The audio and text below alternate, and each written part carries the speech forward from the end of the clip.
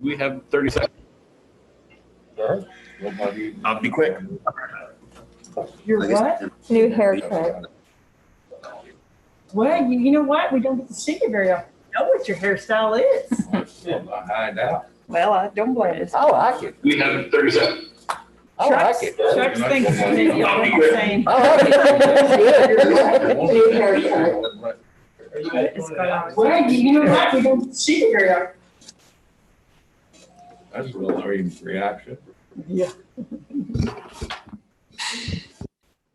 And who do we have? I sent you a text representing this us from week. The police department. Mr. Stokes. LT is in the house. LT, I see you again. Yes, Oh sir. my gosh, I cannot believe I forgot my glasses. I'm as blind as could We be. still have 5 Wendy, do minutes. you have games tomorrow? Are you sure? Tomorrow? On Friday? Or Saturday? Yeah, I think they do. I think so. I think Oh, basketball? varsity's at Yes. John Woohoo. Paul again. Yes. But I think they're splitting it this time. Oh, JV is earlier. Trace just said that it was moving from Sinton to John Paul. Yeah. Callie's stuff got canceled because they're they were supposed to redo the gym floor at First Baptist during the week, and the contractor showed up late. So now so he's deep in the. So we got a pass for that. So I'll just one. Here we go. If you need your glasses, let me know. Is that enough? No, yeah, You got it's enough? better than what I'm Because seeing. I don't have a bunch of extra. Awesome, thank you.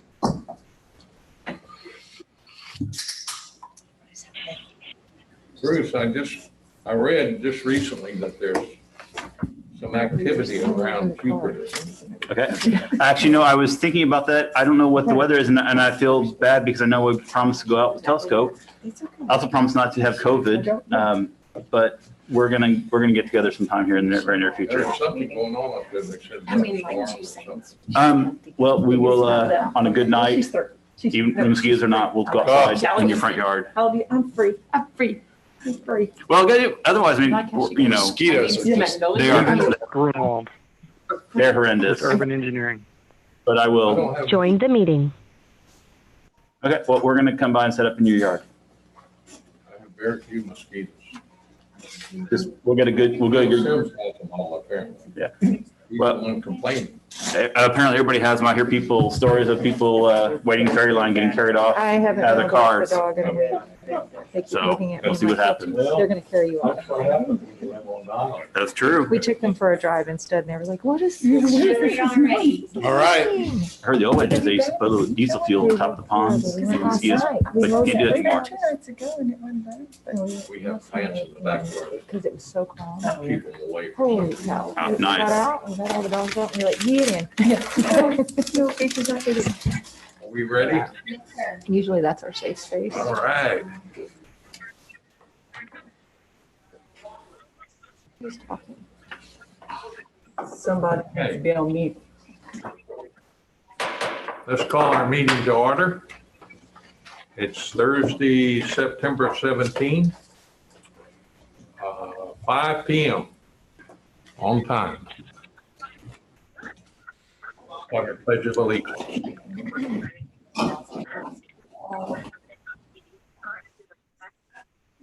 Allegiance to the flag of the United States of America, and to the republic for which it stands, one nation, under God, indivisible, with liberty and justice for all.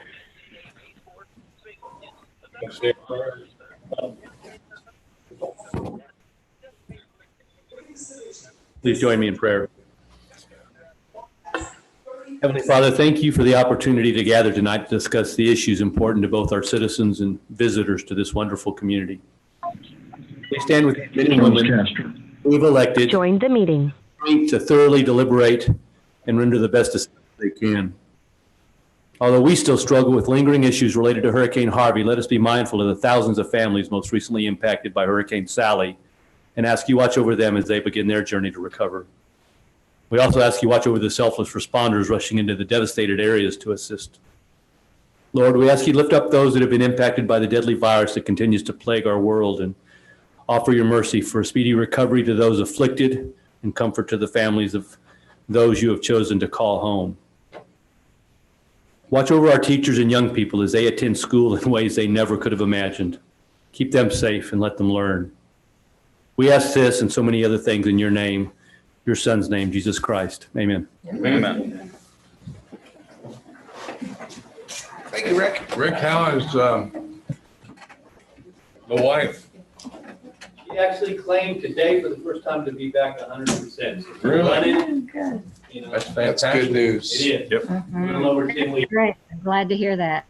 That's Matthew blood. If we had more of mine, it would have been 10 weeks. But Yeah, you never get sick. I don't know. All right. And public hearing. Item A is a preliminary plat, 2018-87 of Marisol Village, 181.14 acres.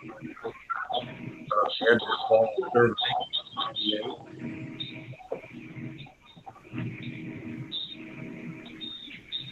Did you mute him?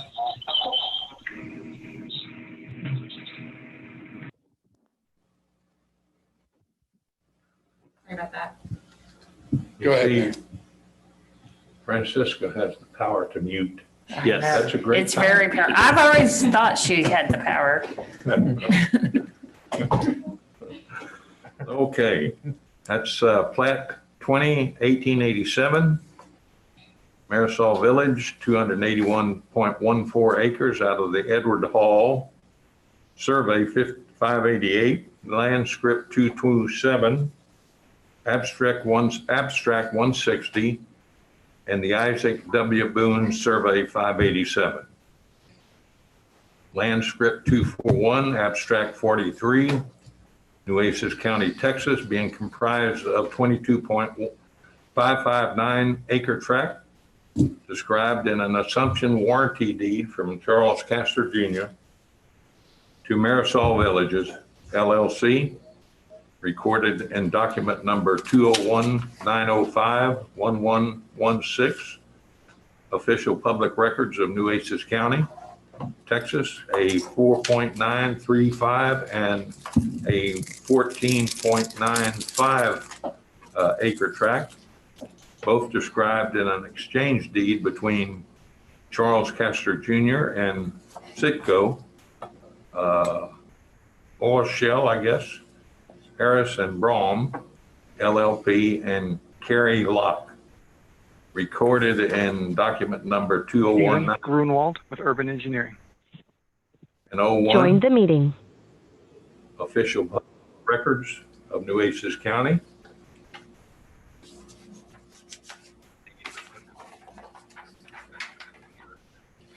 And a portion of a 239.586 acre tract described in a special warranty deed for John J. Hubbard to ERF Real Estate Incorporated, recorded in document number 201-805-1955, official public records of Nueces County, Texas. Property location is 4100 block of Highway 361.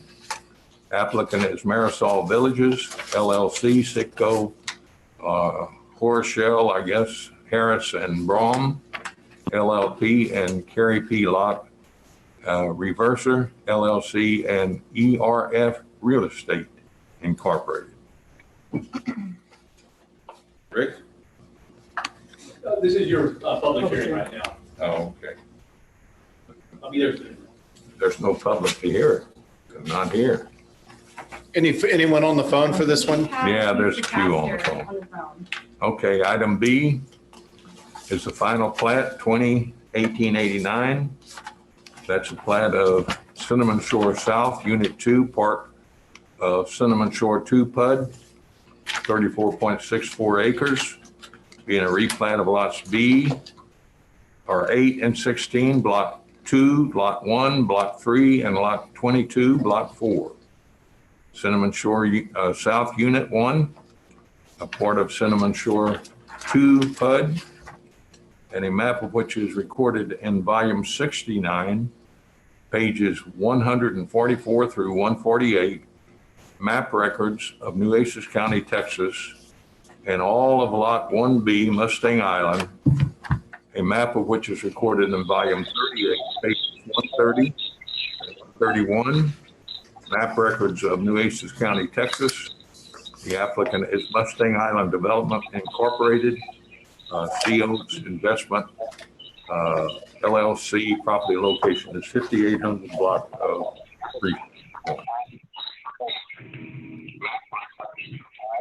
Mr. Pastor, did you have any comments for the public hearing? Thank you. Here it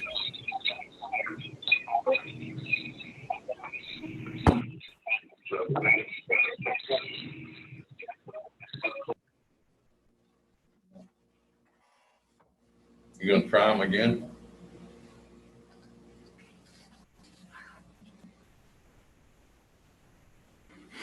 Well, he can speak during the agenda item. It's coming up in a couple minutes. We only had one person to speak. Okay. Item number 5 is citizen comments and reports. I see we have some comments. Is that one or 2 that we have? It's one. He sent an email, sir, with his comment. There were actually 2 emails that were sent. One But from was Tim. there only one online submission for citizen comments? There was only one online submission for Mr. Tim Burdick.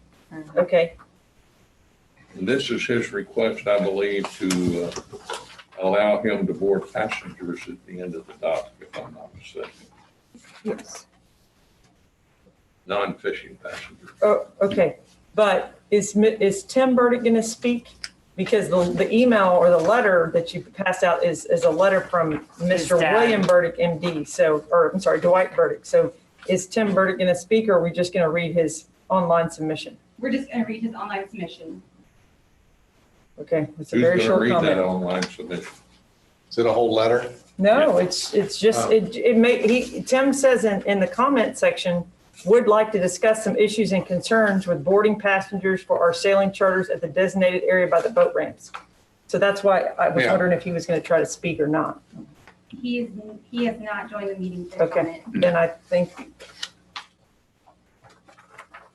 I guess that's, We can't discuss it right now anyway, even if no, I we mean, I wanted guess to. that's all So you have to read Yeah. because there's Yep. nothing else there. Yep.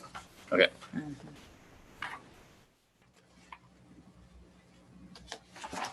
No one online either, Fran? No one online. Okay. That's not Now, his. this one Oh, here, someone else. That was the email. Got So, it. you know, they have, Tim did send an this email. one but- here needs to be placed on our next agenda for discussion. It's at the Marina Board right now for discussion. And Okay, it's going back to the Marina Board next month also. Then something will be coming to you guys. okay. Perfect. Yeah. So it's kind of being addressed at least. Yeah, it is. Yeah, Okay. yeah. Yeah. Got it. All right. See what else we have here. Guess we're on 2.6. Is that correct? Consent agenda. Item 6, city council meetings, minutes of May 12, 2020 and May 17, 2020.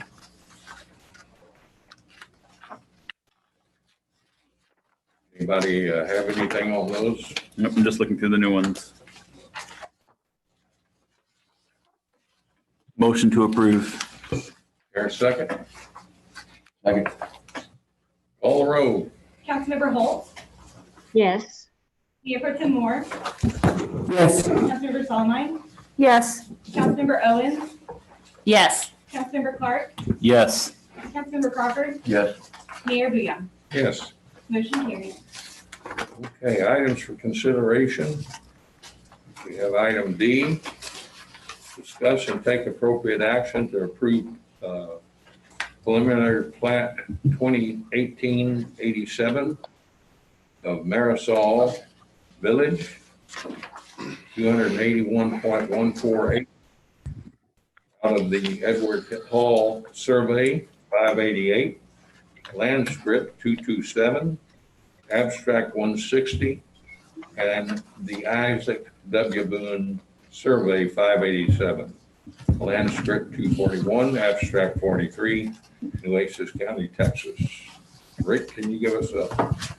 Yes, sir. Thank you, Mayor, Council. So again, just to emphasize, this is a preliminary plat with no accompanying final plat. So it's just a preliminary plat, but still a preliminary plat, just as a quick refresher, is kind of is the detailed layout of the proposed subdivision, basically to allow you guys to review that. And the salient features are required to be included on that, which is streets, drainage systems, easements, utilities, the actual development lots, any other lots, and any green space. So that's kind of the salient parts of a preliminary plat.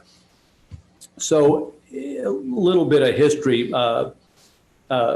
Mr. Castor, I believe individually had applied and actually has a final plat approved for some development that's actually going on right now. So what has occurred is that some other property owners on adjacent properties, along with Mr. Castor, have signed this preliminary plat as applicants, which expands the scope of the Marisol development into what you see before you, which is a much larger proposed development that basically comes around and loops back, and ultimately, subject to TxDOT approval, which we feel likely would be forthcoming, would exit on the southern part of that development. Can you bring that up, Fran, by chance? I am. Okay, well, if not, you guys have it in the package. So Page that's 40 in the that packet. exhibit, but you guys have it as well. Again, it's this exhibit. So again, what was a part of the final plat that's approved currently is the section right in here, this part under construction. So again, this adds this portion, and if at some point a final plat was presented and approved, then it would supersede, rescind the previous one. It would be encompassed, I guess, so to speak. And this would become the final plat. But like I said, so that's what you have before you now is this entire preliminary plat for consideration. I know we have I believe we have the project engineer if there's any technical questions, but I could probably handle the less technical questions. I got a less technical question for you, and just because the way it shows it, and you bring that map over here. There's something. I can see the map. There's a hammer, or this is a cul-de-sac. Is this a through road to that? Because it's blocked off the line. I'm assuming that's, I don't know if that's it. Okay, because this is existing now and required some type of turnaround Correct. feature. They're going to knock that. Are they going to knock that out and met it through? Because it said one of the fire things was they had to have turnaround, and there was a cul-de-sac within 2,000 feet of the Highway Correct. 361. So this would open up and create a looping. Okay, that's what I wanted to make sure. I thought so, but Looping roadway system. got it. Okay, thank you. Ask you a question. The roadway. I do. Yeah. I have questions. I think it looks like a lot of wetlands are going to be affected. Hanson noted the portion of Marisol Drive and lots 1 through 6 are indicated wetlands on the map. And I've looked at the maps myself, Google Maps from a satellite view, recent Google Maps, and it shows even more wetlands that are going to be built on by these by this plan.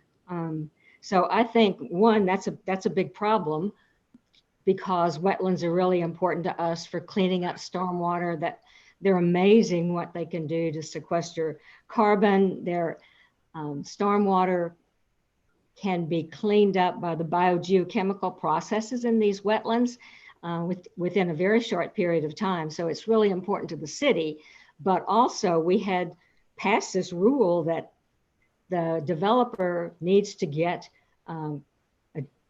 permission from, they need to contact the Corps of Engineers and get I think a delineation on what they're trying to do before they can come up with a final plat here. Well, Hello, everybody. let This me is Stephen Grunwald. real quickly. So you're absolutely right. There does appear to be some wetlands.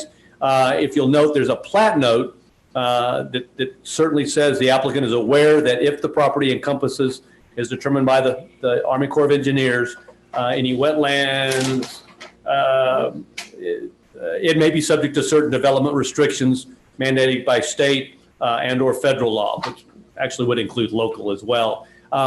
But what you also, I think we're referring to, the ordinance that you were instrumental in getting passed was a requirement that any development in excess of, any development of a half acre or more requires we provide notice to the Army Corps of Engineers of such development and puts it on their radar. That was pretty much kind of the compromised, I think, result of the discussion, simply because it was determined we don't have authority over those wetlands, nor the expertise to delineate it, but it does make it very clear to the Corps that there's development going on. It is in, and it doesn't matter that it's in a wetland prone zone. Any development a half acre or greater requires that notice. And so this would have the same thing, but as the plat note indicates, they are aware that there may be some areas in this development that encompasses wetlands.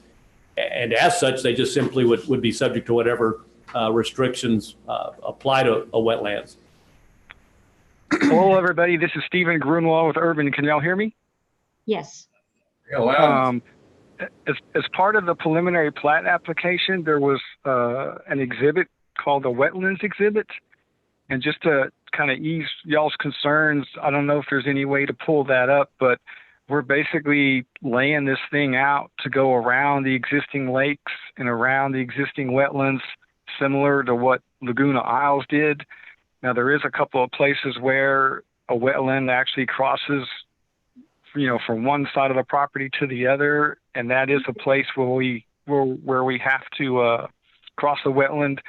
But those impacts are very minimal, and we can get a nationwide permit pretty readily to address those. But for the most part, other than that one roadway crossing, we're avoiding all the wetlands. There is 4 lots that may or may not end up being in the final plat that do have some wetlands on them. We'll just have to make a determination when we submit the final plat whether they're really feasible to be included or not. But it's much easier to remove a lot and not show it on the final plat than it would be to add a lot in that's not shown on the preliminary. So that's why we kind of showed those 4 residential lots that actually have wetlands on them in this preliminary plat. So, Stephen, are you contacting? To drive that point home, just to drive that point home. So I think what you're saying is that if any lot, those 4 or any others identified lots now or at some future date were to be determined to have a wetlands, they would simply be deemed unbuildable. Is that a fair statement? Well, I mean, you can't fill a wetland, and all the lots that we're talking about have portions of them that's outside of the wetland and developable without impacting a wetland. So, except for that one. But what about the? Well, we've got the one roadway crossing, and we've got 3 lots that have more wetlands on the back of them than a lot of them do, and those are the 4 that may or may not be developable. We'll just have to make that decision. There is an existing wetland delineation for the property, so we are dealing with a defined wetland limit that we're kind of basing our land plan on. So we're making the effort to avoid them. What about the roadway though? Would they have to bridge it? Stephen, No, I mean the area of wetland that we would have to fill to build the roadway is minimal. It's something that we could get a nationwide permit on. We've gotten those on multiple projects. What's a nationwide permit? I mean, is that a Corps of Engineers? It's kind of it's a Corps permit that they've got set up to where it's got minimal impacts. They're already kind of set up to be allowed. You've just got to go through the process of applying for it and prove that you're under the threshold of limits that they allow. Well, we just saw that other development that was done that way was no wetland impacts, and they've dug out 15 acres of wetland in there. Well, you can excavate a wetland, you just can't fill a Of course wetland. you can, but you're changing it completely when you do that. I'm sorry. Well, I that's shouldn't argue. the Corps regulates what you can fill, not what you can excavate.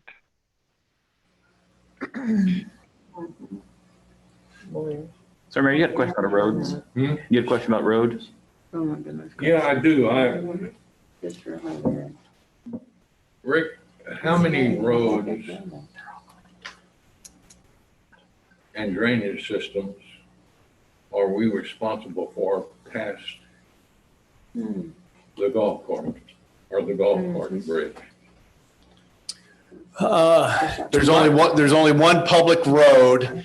It's the little stub road that goes off towards Pioneer RV Golf and Wind. the golf course maintenance building. It's a couple 100 feet, but that's the only public dedicated road south of Island Moorings. I think that's Gulf Wind.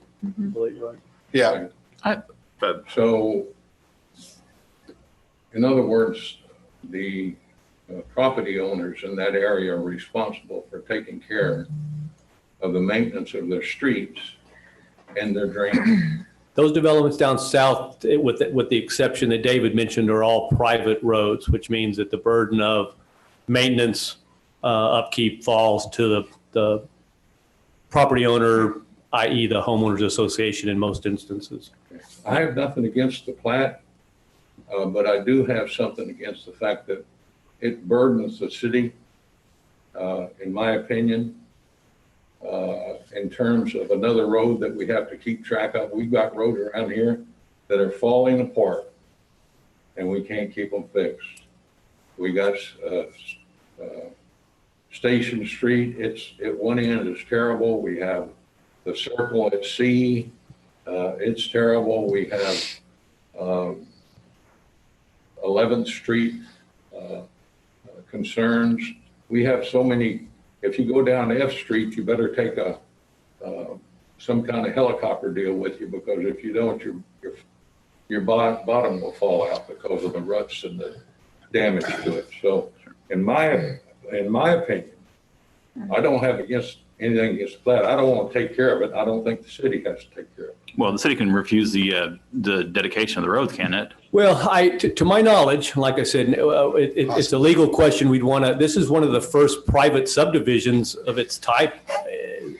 Well, certainly in the It's not time. So I It's don't. not a private subdivision. It's No, it's not. public. Well, well, what I'm saying is a subdivision that has more the appearance of a private subdivision. But to answer the question is, I don't know that we have any obligation.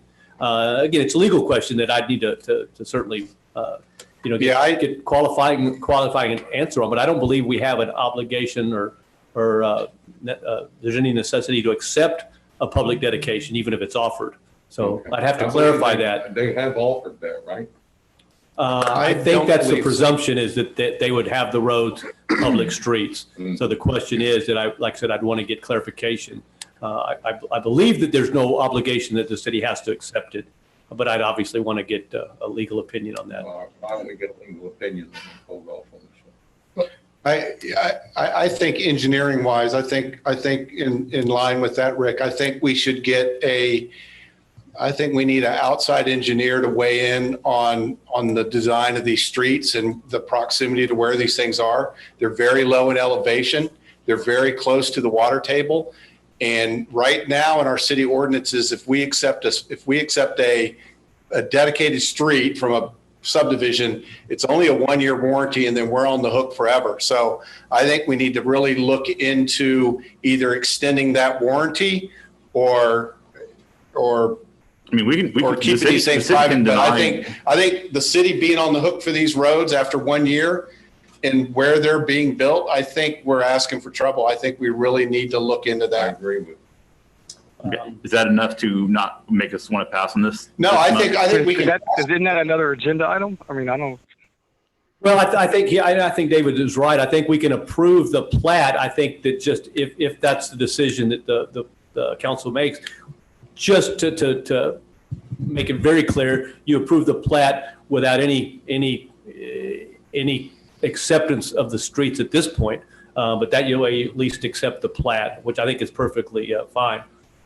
Is that including the It 4 doesn't, that are, that way there's no implied In or the definitive training. acceptance of that. I'm sorry. is that including the 4 that are possibly impacting, and then that would go to GLOW to decide whether or not they would get approved? Are you There's- talking about the potential? If we're approving impact- this wetland plat as impact? is, yes. Are we approving Preliminary this? plat. The final plat's got to come back before y'all, They got P&Z and council. Yeah, they have to bring another plat back, no matter We'll what, have to what determine else all that happens. stuff with the Another wetlands law. plat has to come back for final approval. So again, the wetlands issues are something that we typically have just been made aware of, but since it's a federal type statute with a lot of technical expertise needed to define those areas, we put that back on the development with the one change that we passed a year ago. That does require we provide notice to the Corps that development is That was potentially coming. my next question. At what point in this, I mean, I know this is preliminary, but at what point do they get on notice? Did we already do that, or? In this case, we would probably just go ahead and do it at this point. Okay. Tell them that development is possible. That way the Army Corps is on notice. It's their authority anyway. That's why. But at least it's a step we didn't have before. So it makes it very clear that, hey, this is happening. There's potential wetlands impact. It's up to you now to do your job And as a just so you know, regulator. if you fill in a wetland, that's a federal crime. It's not a local crime. So, the people come down and handcuff you. I have a question, something unrelated, but probably germane to this and going to be a future issue. Since we don't have access for golf carts down here, it seems like a lot of these new subdivisions are going to, people are going to have golf carts because they're going to probably be a little more affluent houses. And it just seems like they're going to be driving on 361. Is there any kind of, other than like an eminent domain or requiring a setback for golf carts to access these properties or these subdivisions? Because like this one, it's the Cinnamon Shore South and even the Conference Center, and the one to the north of this, what's it, Isla something or other? Laguna Isles. I think something that maybe the city needs to look at sometime in the near future. It seems like we have a roadway, but we don't have any kind of like golf cart access, and that's becoming more and more of an issue. Right, And I well- do see that that's part of the reason why people are on 361, because there is no north-south access other than the beach after once you get past 1A. Right. Well, thus far, the ordinance that we have in place with respect to golf cart access is simply following the state law, which requires any crossing be at a intersection, which means a legal street. So that's what's determined that, but that's the way our ordinance reads right now, is kind of mirrors that. Well, So Matthew, that would certainly be something- you don't want golf carts on crossing a 55 or 60-mile-an-hour speed limit either. So anyway, I think it's something that we need to start kind of thinking about, or at least looking into, because it may not be an issue now, but as these things get developed and built out, just for example, there's a whole bunch of golf carts in Island Mooring subdivision, and I know there's a lot of them at Cinnamon Shores, and it just seems like that's going to be, we're setting ourselves up for a lot of sad headlines here in the near future. Well, I mean, not like I said, obviously, the city manager will direct us through your request to, look into whatever. Well, I don't know what the solution is. If we increase setbacks and, maybe have them, force them to install a thing at a taking. I don't know, but it just seems like this is going to become more and more of an issue. And now is the time to start thinking about it instead of after these are all built out.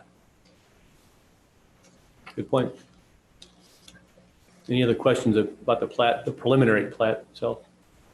Well, I just want to say, I don't have any appetite whatsoever for additional street maintenance and. Well, I don't have a problem. And all of that. We've got enough. We can't even keep care of what we've got. I don't have a problem adding that to any kind of motion. So, Well, I would recommend that approval of the plat contingent on to make it clear to the developer that the approval of the preliminary plat is by no means accepting any public infrastructure dedication. Okay. At this point. That's good. okay. Then are we ready, sir? I make a motion that we approve preliminary plat subject to no acceptance of any roadway dedications at this time. Or drainage. Or drainage. Second. Call a roll. Councilmember Holt, No. Councilmember Sondemine, Yes. Mayor Pro Tem Moore, Yes. Mayor Bouillon, Yes. Councilmember Owens, Yes. Councilmember Clark, Yes. Councilmember Crawford, Yes. motion carried.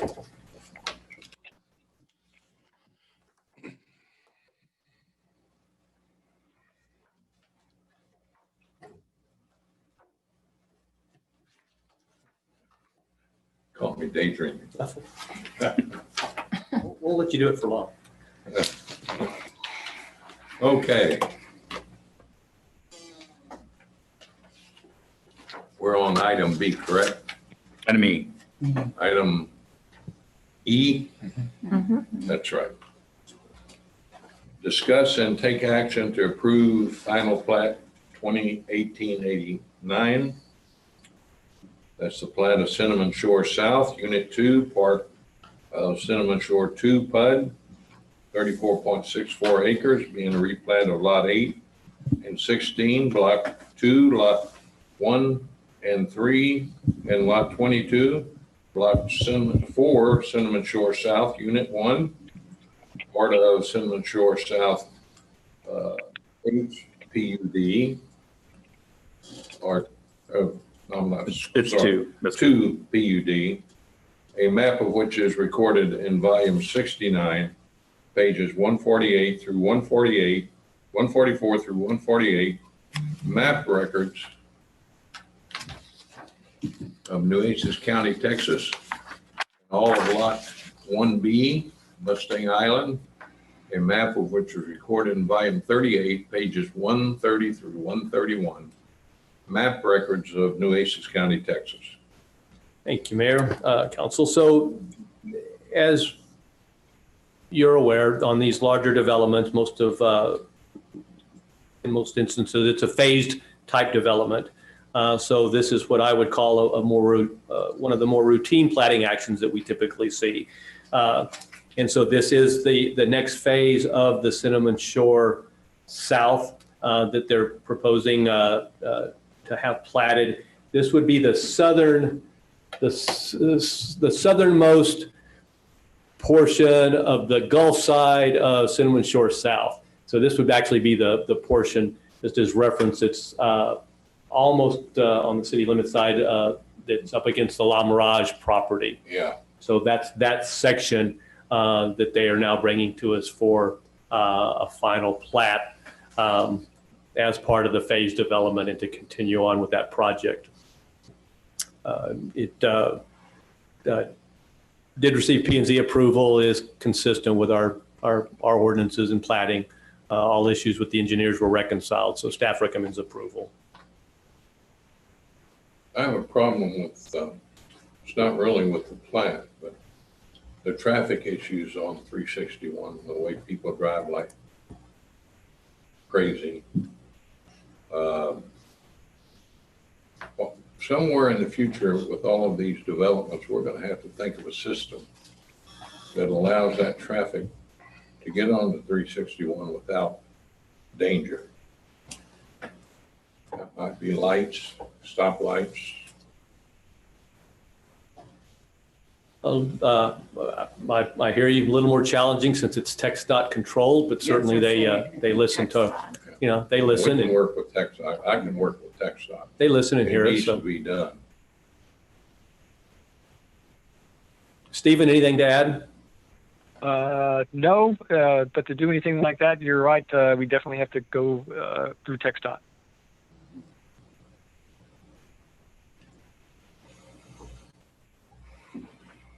Any other questions, comments? Motion to approve. Second? Call the roll? Second. Second. Councilmember Holt, Yes. Councilmember Crawford, Yes. Councilmember Clark, Yes. Councilmember Owens, Yes. Councilmember Sondemine, Yes. Mayor Pro Tem Moore, Yes. Mayor Bouillon, Yes. motion carried. Okay, item number F is an ordinance, the first and only reading of an ordinance amending various fund accounts in our fiscal year 2019-2020 budget to reflect changes due to increase in revenue and/or expenses as authorized by the Home Rule Charter, repealing all other ordinances in conflict herewith and providing for an effective date.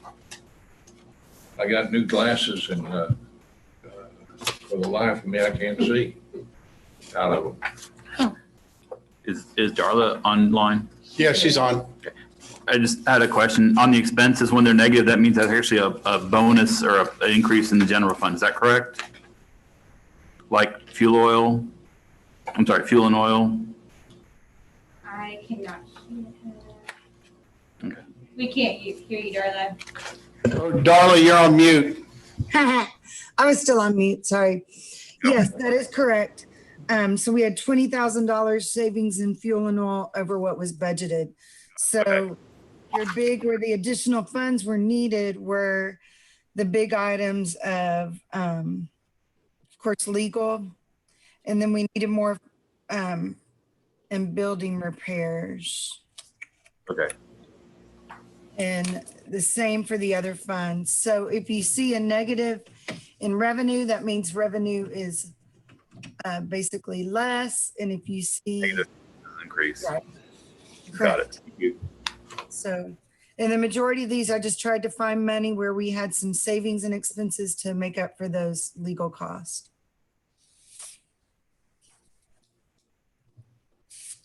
Any other comments, questions?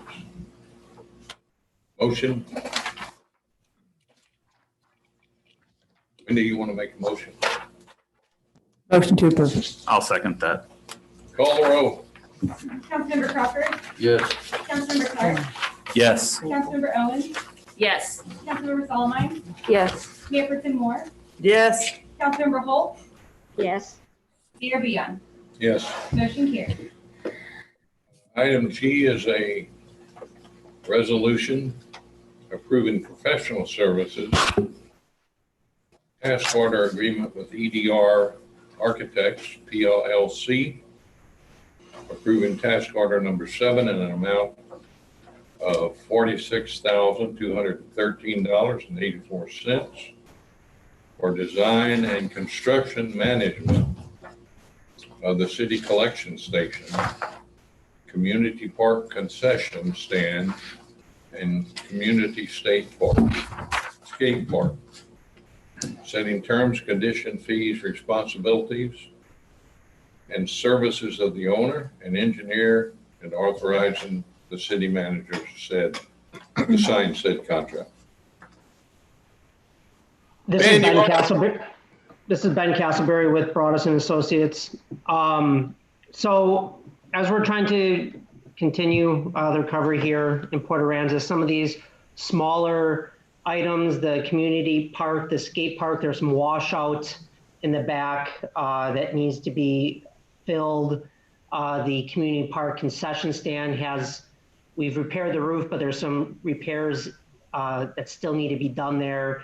And the citizen collection station shed where there's vehicles parked, we submitted to FEMA about repairing that facility. And this is the professional services to put together construction documents for this project. I ask you a question. Yep. I know that we have this amount here. I don't see anything in there for the possibility that the pavilion in Charlie's Pasture Park is going to fall in. And correcting that issue before it becomes an issue. Started it today. Started today? Got the rock in place. Did they start today, Ben? I know we were out there at noon and he was getting ready to start laying rock. Staging, we started staging today. Yeah. When we were there around noon, they were staging. Contractors on site. We discussed where exactly we want the rock. So I think it'll be done within probably a week. Fantastic. Got a question for you. So if we're spending about 46,000, we're looking at all these things would be about $250,000 if construction is about 20%, or engineering is about 20% of construction.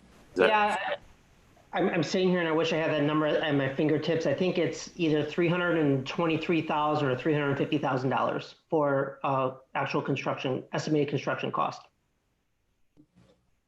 Okay. And that's FEMA money? And this will be reimbursed by FEMA, and their fee, EDR's fee, is based off of the FEMA curve of what they find acceptable to do designs based on that estimate. Okay. Any idea the timeline for FEMA to reimburse us? What the timeline is? For this project?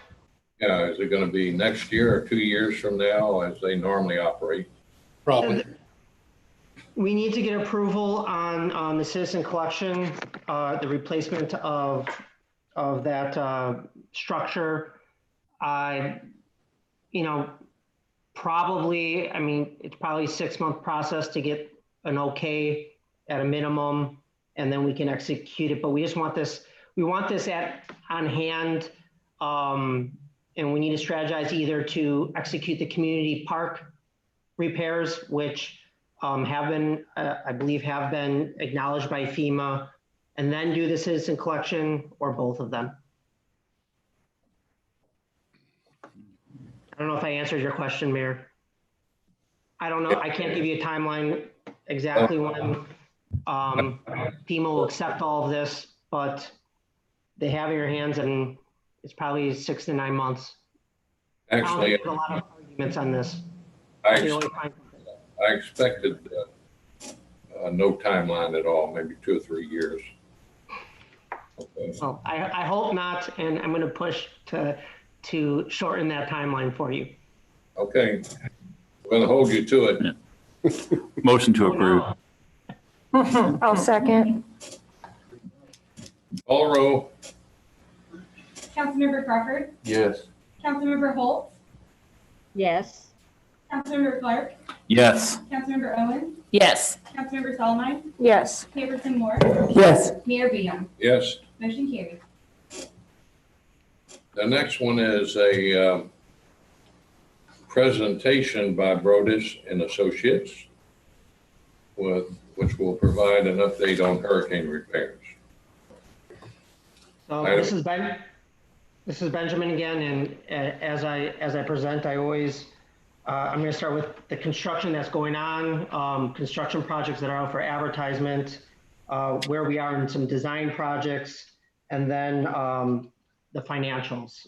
Construction-wise, Island Construction's currently working on completing Roberts Point Park bulkhead, the sidewalk that's right adjacent to the bulkhead. We've got our concrete block breaks going on. They're finishing up the last piece of that sidewalk, and we have the articulated block. We have an issue there that needs to be repaired, but I'm expecting by the end of October, the complete sidewalk will be accessible to the public for that project. Chamber of Commerce building, it is still going, moving along steadily. We thought this would be ready at the beginning of October. There were some adjustments that had to be made to the entranceway sidewalk. We're looking to have this project handed over to the owner in the middle of October, completed and given to the city to occupy. Jerry McDonald Ball Field, right now, this week we finished our punch list for Gorley to complete, and the sod, they have 45 days for it to take to make sure that it's growing effectively. All that should be completed, and this project should be completed and handed over to the owner in the middle of October. As we already discussed, Mayor, the erosion control to prevent the loss of the pavilion over in the nature preserve. We have Island Construction. They mobilized the stage today, and they are working on protecting the erosion along that line and the large pavilion. It'll take them 7 to 10 days to complete. Okay, great. And along with, in the next project, things that are advertising right now to protect the nature preserve and the land loss, because it's not just next to the large pavilion in the nature preserve, but that blowout from the bulkhead has created a significant erosion and loss of land. We advertised a temporary bulkhead to be constructed. That's advertised right now. That all the bids will be coming in next Tuesday. The pier projects, Charlie's Pasture Pier, Ansel Brundrett Pier, and Robert Point Park Pier, our contractor bids are due next Thursday, August 24th. And along with the bulkhead, we're working concurrently on permitting for these projects to move them forward. With the pier projects, it looks like, I was talking before that these piers may have to go through a 408 process with the Army Corps that could slow down the permitting. It appears Robert Point Park is not going to need that 408 process, and Charlie's Pasture Pier will not have to go through a Corps 408 process, and we should be able to get permits on those quickly. We may have to hold off on the Ansel Brundrett Pier because it may have to go through that 408 permitting process with the Corps. So I just want to make you aware of that, but we'll have numbers for all 3 of those piers next Thursday. And we're also advertising the high pressure gas system, the high pressure gas line that goes along Highway 361.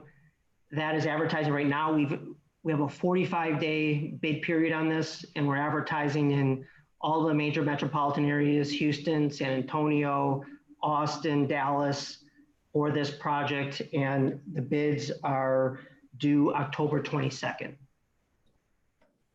So that's what we have in construction, things that are coming up that are advertised. Working on the design side, the fire station, we submitted an RFI August 12th that FEMA had, and they have a response time of till November 11th to go through their appeal and the review of their questions. And the public safety building, we've also submitted an RFI back to them on some questions they had, and that response from FEMA has till November 1st to respond on their decision regarding the public safety building. My assumption, based on how FEMA is they're going to use all that time. It's been pretty quiet since we've submitted our RFIs, but they have a timeline. So by November, we're going to have some kind of response from FEMA on the square footages and the cost for these buildings. And I got a question. Yes. Just, I know that the city sent a letter to all of our senators and congressmen trying to get FEMA to, I don't know, expedite our process.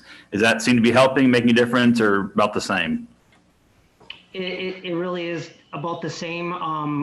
Actually, we sent it to our local, Congress, Cruz and Cloud and that group, and they actually, a group of them wrote a letter to Mr. Gaynor, who runs the entire FEMA operation. I know that the local FEMA branch and region received that letter, but they don't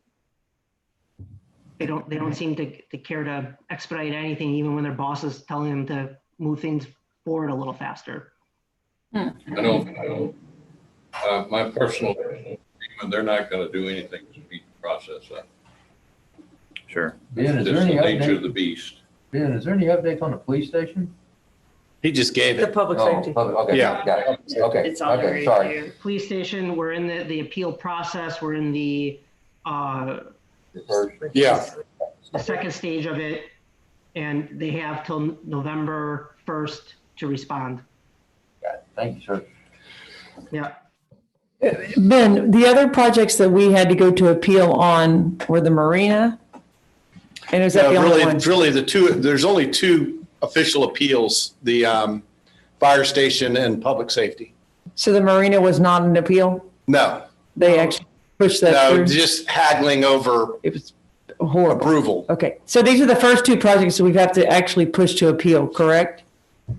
Yes, that's And that's how correct. pier size? I know that was an issue. Is that not an issue anymore? Or You mean the three fishing piers? The He piers. brought that up a little while ago. Right now, Roberts Point, going back in the same footprint isn't an issue. Charlie's Pasture isn't an issue. It's It's the state, Br- it's the Ansel Brundrat. Brundrat one? Okay. Yeah, and it might not really be a fishing issue because what they want us to move back 35 feet, Mhm. which you would think, all right, it moves us back 35 feet from the deeper water where people like to fish, but in all actuality, the slope came back too when they widened the ship channel. So even if we move back 35 feet, I think we're still good fishing wise Still in the to deep get water. people into some deeper water. Mhm. So we don't know if it'll have Okay. a negative fishing impact or not. But if the slope, And they did dig it out at 70 feet. yes, sir. Well, yeah, because they did the widening too. Yeah. No, the to 54 feet. It was the 54. dredging Yeah, that took 54. place last In the year, harbor, the 54 foot. the channel. Yeah, so with Ansel Brundrat, it's approximately 190 feet out in the water, the old before Harvey, and the Corps says we don't have to go through the 408 process if we move the pier back 35 feet, which is approximately 160 feet. It's going through what that triggers with FEMA, because they may say, well, you're not replacing it in kind. We want to cap this project, and along with the permitting, we're trying to get some response from the Corps in writing to present to FEMA, and so we may just, to see if we can just move the project back 35 feet, and we're exploring the options to see how we can get this thing built sooner rather than later. Right. The problem, like Ben was saying, is that if you stay in the exact same footprint, your projects are a lot smoother. Well, now the approach on the pier is still in the footprint. But if you move the T-head portion back 35 feet, now all of a sudden you're disturbing new soil. And you got to go through tribal review. You got more, Ben, who are the other people that now want to look at it because because you're potentially just. You've got SHPO, you've got tribal, all the organizations, NIMS, NOAA, Corps. I make the argument that, hey, the feds, the Corps are saying, move your T-head. And then you have FEMA saying, why are you moving your T-head? Holy come on. Yeah. And so we are trying to get, go back with cement, or are we doing the? Well, yeah, that was cement. Okay. Yeah. So You're right. yeah, the only one we're improving the materials on is Charlie's Pasture, which was wooden. That was wood. Yeah. Right. But Roberts Point Park was cement. Correct. And Ansel Brundrat was cement. Correct. And Charlie. None of them held up against the hurricane. Yeah. Well, I mean, even Bob Hall Pier didn't make it against a little hurricane, Cat 1 I hurricane. don't care what you put in them. Ben, I have a question for you. Mile an hour wind, So, they're gone. They're gone. so if we go and appeal to the was it the 404, 408. 408, and they deny it, can we still go back with the shorter 35-foot pier without any repercussions? Yeah. It'll be a time delay. It'd be time delay. Because at that, in FEMA's mind, then you were forced to go back to a different condition because of policy. Okay. Ben, assuming that we win the appeal on the fire station and the public safety building in November, then what's the time frame from there for us to be able to launch those projects? So yeah, I'll paint both scenarios for you. The good thing is if we reach an agreement in these in November, the fire station, we are at 65% design.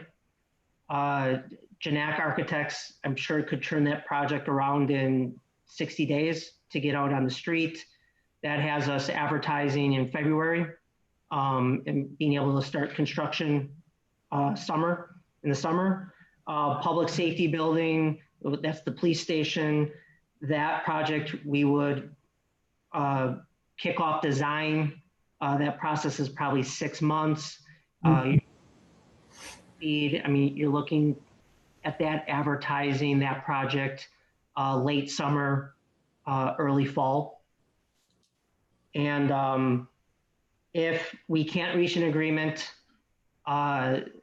there's one last step, and that means we can go to arbitration, and we can ask for arbitration, and that arbitration, as I recall, is a 30-day process. So if we got something November 11th and we don't agree with it, we can say we don't agree with it. We go to an arbitration panel, and we'd have a decision in January for both of those projects. Ben, just a question. What are we, if say FEMA comes back and says, no, we lose arbitration, what is the project's estimated cost for like the police station and for the fire department? Just a rough idea. I don't have my guy next to me. David, do you remember off the top of your head what these are at? A lot of money. Well, it depends. If you come down for the police station, you know, it's if you come down to the 13,000 square foot range, weren't we just north of 10 million or right around there? I think the police station, we're talking around 10 million, 11 million, and the fire station was around 6 million. Yeah, it just depended on which square footage they were going to give us. And they wouldn't deny, they would just deny a portion of it. Is that correct? Like they would say, we're not going to cover all of it. We're going to cover, you know, we're going to give you, say for the police, we'll give you, for that size, we give you 4 million. And we'd say it was a 10,000 square foot building, and they come back and beat us on the head and say, we're going to give you 11. You know, we're going to give you ADA. We're going to give you your building, and we're going to give you some ADA upgrades, and that's it. So. Okay. Well, I was just curious, basically, I'm just looking at it, if what would it be bond wise if we had to go to that, and it's just more thinking out loud. Okay, thank you. Yeah, and the big thing for these projects is getting the cost at a reasonable cost for these projects, because I mean, with this temporary bulkhead, the cost of steel, the cost of lumber right now, it's through the roof. Materials right now are more expensive than they ever have been, and with these projects, they're going to be capped because, you know, we're changing things a little bit on how they were before, and we got to make sure our price protects us. Sure.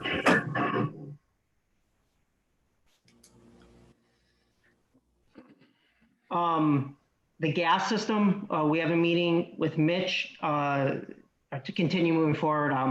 The gas system, the distribution system, doing the gas system throughout the community in the city of Port Aransas. We're having a meeting with Mitch next week to talk about moving forward with the design of that and those processes.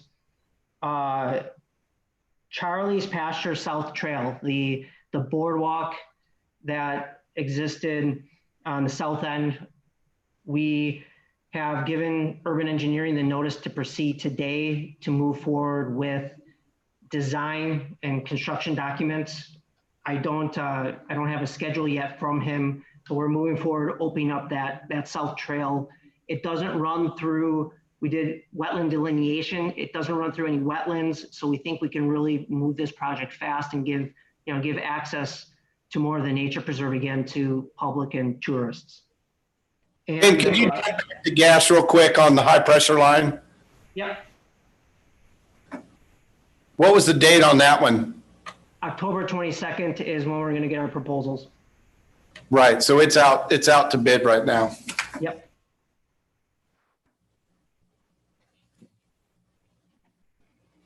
And then with the EDA grant, economic development grant that we have to enhance the marina, we sat down with the marina group and we talked through. Jump on that. That's coming up. Let's do that one separately. All right, I have nothing to say. Yeah. So those are the projects with design. We're also Public Works Garage. We are at 65%. We're working through comments and questions FEMA has had on that design, and we're responding to that right now. We're working through that. So that's the design side. Funding this month, the city did not receive any reimbursements. We were working through some documentation, but we have approximately $480,000 of reimbursement requests that are in the queue. And we've been paid out to date $22 million. And we have another 1.8 that we'll be able to request probably next month for the gas system to keep cash flow coming in.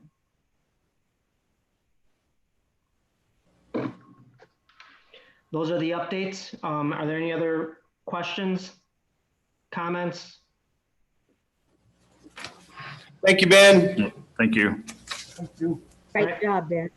Thank you. Thanks, Ben.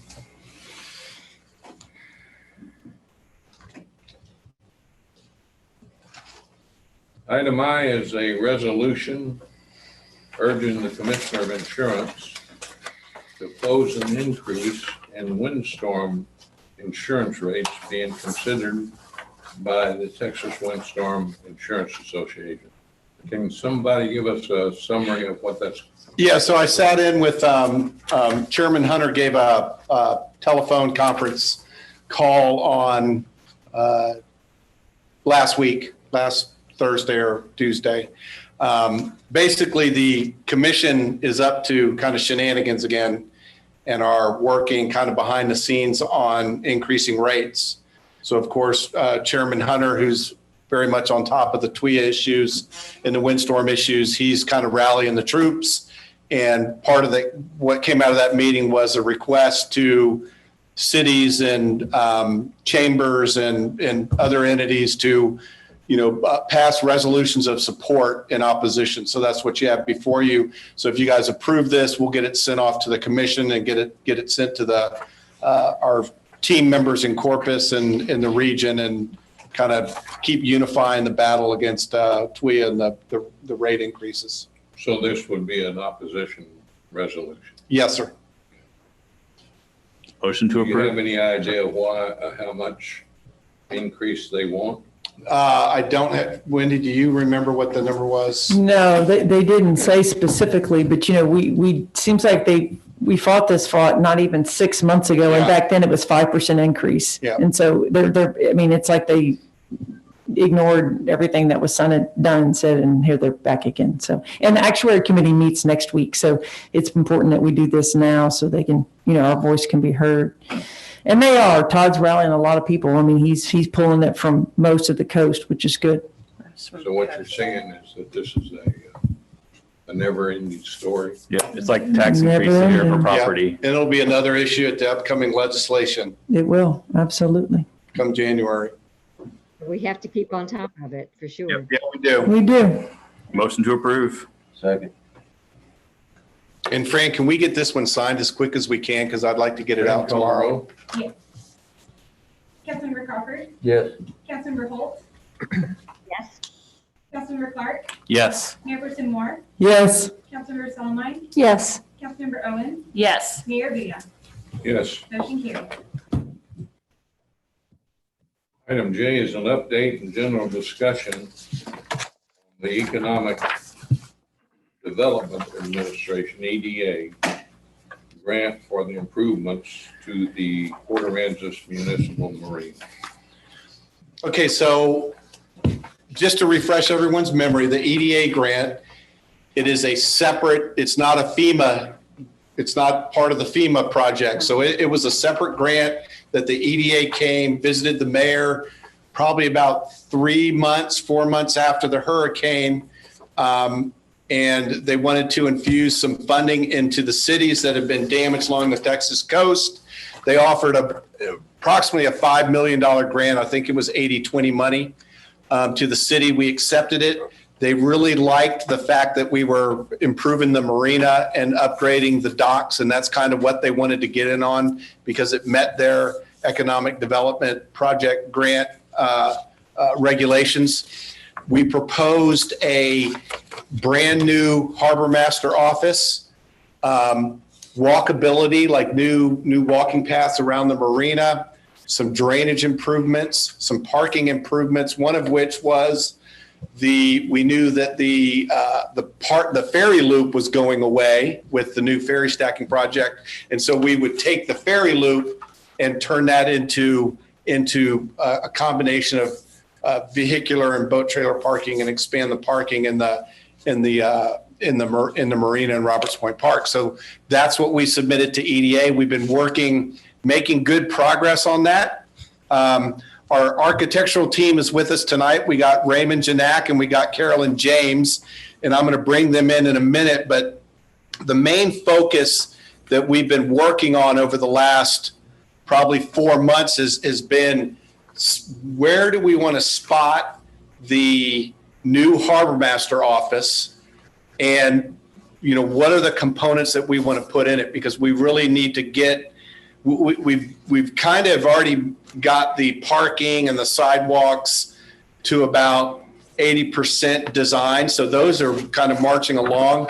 What we really need to jump out in front of is getting a nod from you guys on where we want to spot the harbor master office and get Janak and Associates moving on that design, because the grant has a little bit quicker timeline for making progress than the FEMA stuff. So the main thing we had, and I'm gonna turn this over to Janak, but we spotted this thing. Here's a packet that I gave you guys, and Raymond and Carolyn, I gave these guys what they're looking at are the 5 conceptual site plans, and I'll let Raymond or Carolyn go over each one of these sites and where we ended up where we are, and then to discuss some of the ideas and amenities that we're proposing. And I do want to let you guys know we did bring this to the Marina Board yesterday. So with that, Raymond, I'm going to kick that over to you and Carolyn. Okay. Thank you, David and City Council, Mayor. Do we have, can you put those up on the screen by any chance? I don't have them in front of me. Is that possible or not? I don't think we have them. Raymond, I mean, we can just go over in a nutshell, we had 3 sites kind of over where the existing harbor master office is. And we did different, a 2-story version, a 3-story version. And we talked about the visibility over there, but at the end, we ended up where we're at. So really, if you could just discuss those topics. Right.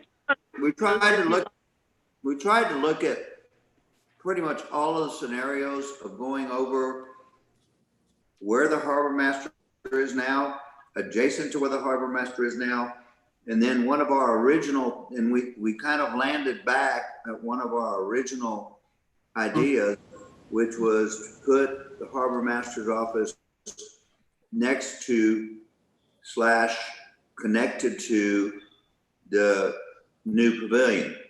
One of the constraints, if you will, or design forces that we have is that the new pavilion will be replaced, except we have to keep the existing foundation.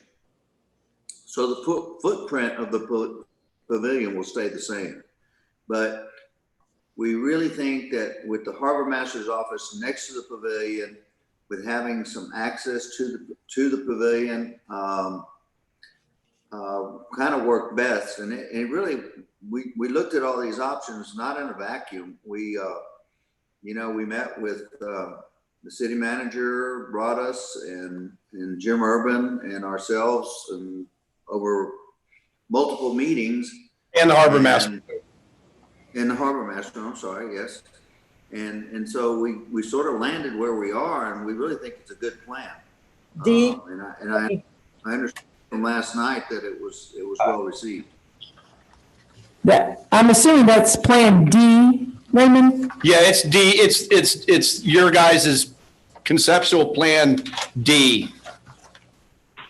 Is what people are like. Well, D is different than what the Well, it is. pages. Well, I know. Look at D though, and then Sure. D was the original one, and then it's been refined.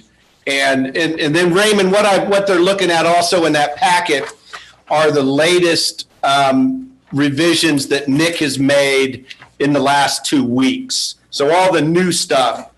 So Right. the new design is more linear along the northeast edge of the pavilion. And that's correct. And we've got, schematic design plus detail there where we really think it really works pretty well, where the boaters can go in, use restroom, shower facilities and laundry, but do not have access to other parts of the building. Also, the public can, the boaters can, there's a nice large multi-purpose / meeting room upstairs, and with controlled access. And again, I'm not looking at it. I thought it was going to be on the screen. I apologize. But I'd be glad to answer any questions you might have. Yeah, I'll add to Raymond. So the bottom area, so it's the amenities, and that's the yellow shaded area, and that's your laundry facilities, your ADA showers. That's where boaters can come in, check in with go into the main office, which is in the green, check in, get the code for one of the showers. They can shower, change, do laundry. And then also in that public area is elevator and stairs up to the second floor. Second floor consisting of a really cool space that is going to have a really nice deck outside that's going to overlook where all the fishing tournament boats come in and offload. So not only can you participate in the event down at the pavilion level, but you can also come upstairs and overlook, the weigh-ins or the boats offloading where they currently offload right directly in front of the pavilion. Now, we have two variations of that. One is a smaller area and one's a large area. And of course, that's just going to depend on how much funding we have and where the bids come in. But we would like to have the expanded, larger version. It's got a small kitchen area, so you could it would be a really great area it'd be just like the community center. People could rent it out. Yeah. Events could use it. Yeah. It'd be a great area to host, family reunion, a little wedding reception. I mean, it'd be a fantastic event space with full access, tables, chairs, all the amenities. And then down below, I didn't really go over that, but down below, it's a really good layout where it has a breezeway connecting the waiting room into the harbor master's office into the pavilion. So you get really good access from the pavilion into the main middle portion of the building. And then the harbor master office kind of sticks out from the front face, so it would go towards the Pollyanna a little bit, which gives the harbor master office a great, really good panoramic view of the entire marina. He's going to be, he or she is going to be able to see all the way from the jetty entrance, all the way down, and then down to the south to the ramp area. So really good visibility for the harbor master office. Is that going to be enough space for admin and office? It just seems like that's. Oh yeah, I mean, you got to remember, it's only it's a 2-person crew Yeah, over there right it's now. harbor It's not master a, and the assistant. Okay, well, because you got to remember, Bruce, in Right now. 2009, we built, and it was Janak that did the design on that. The maintenance workshop is down by the fish cleaning station. So your maintenance portion, or the maintenance portion of your harbor master, those guys, that crew is settled in that building. That's where they have their maintenance shop. So you don't have to put any of that here. No, but just trying to see if in the future you have to hire a third person or something. This has the expansion for a third person. Okay. Yeah, Okay, so now Fran does have it up. Can you see it, Raymond and Carolyn?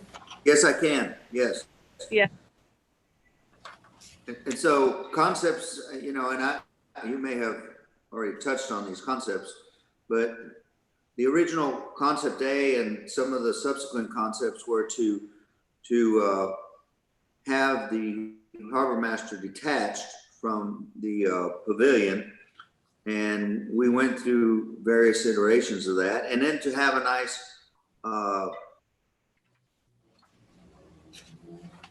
we lost Raymond. Park. No, I'm here. Can you hear me? Yeah, we got you now. Good. Okay. And so along the west on the west side.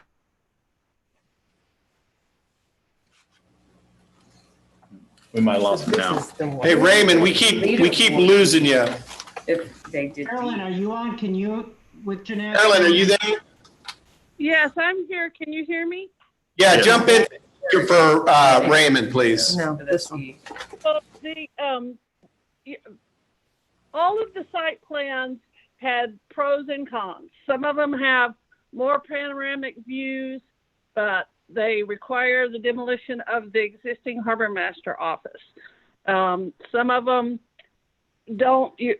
The way they're placed, you can't really get a lot of parking added on the left-hand side of the site.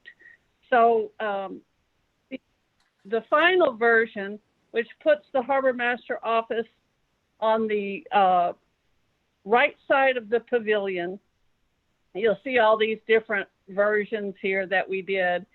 That option combined kind of the compromise of really good views with utilizing a space that right now is kind of a dead space there behind the pavilion. Right there.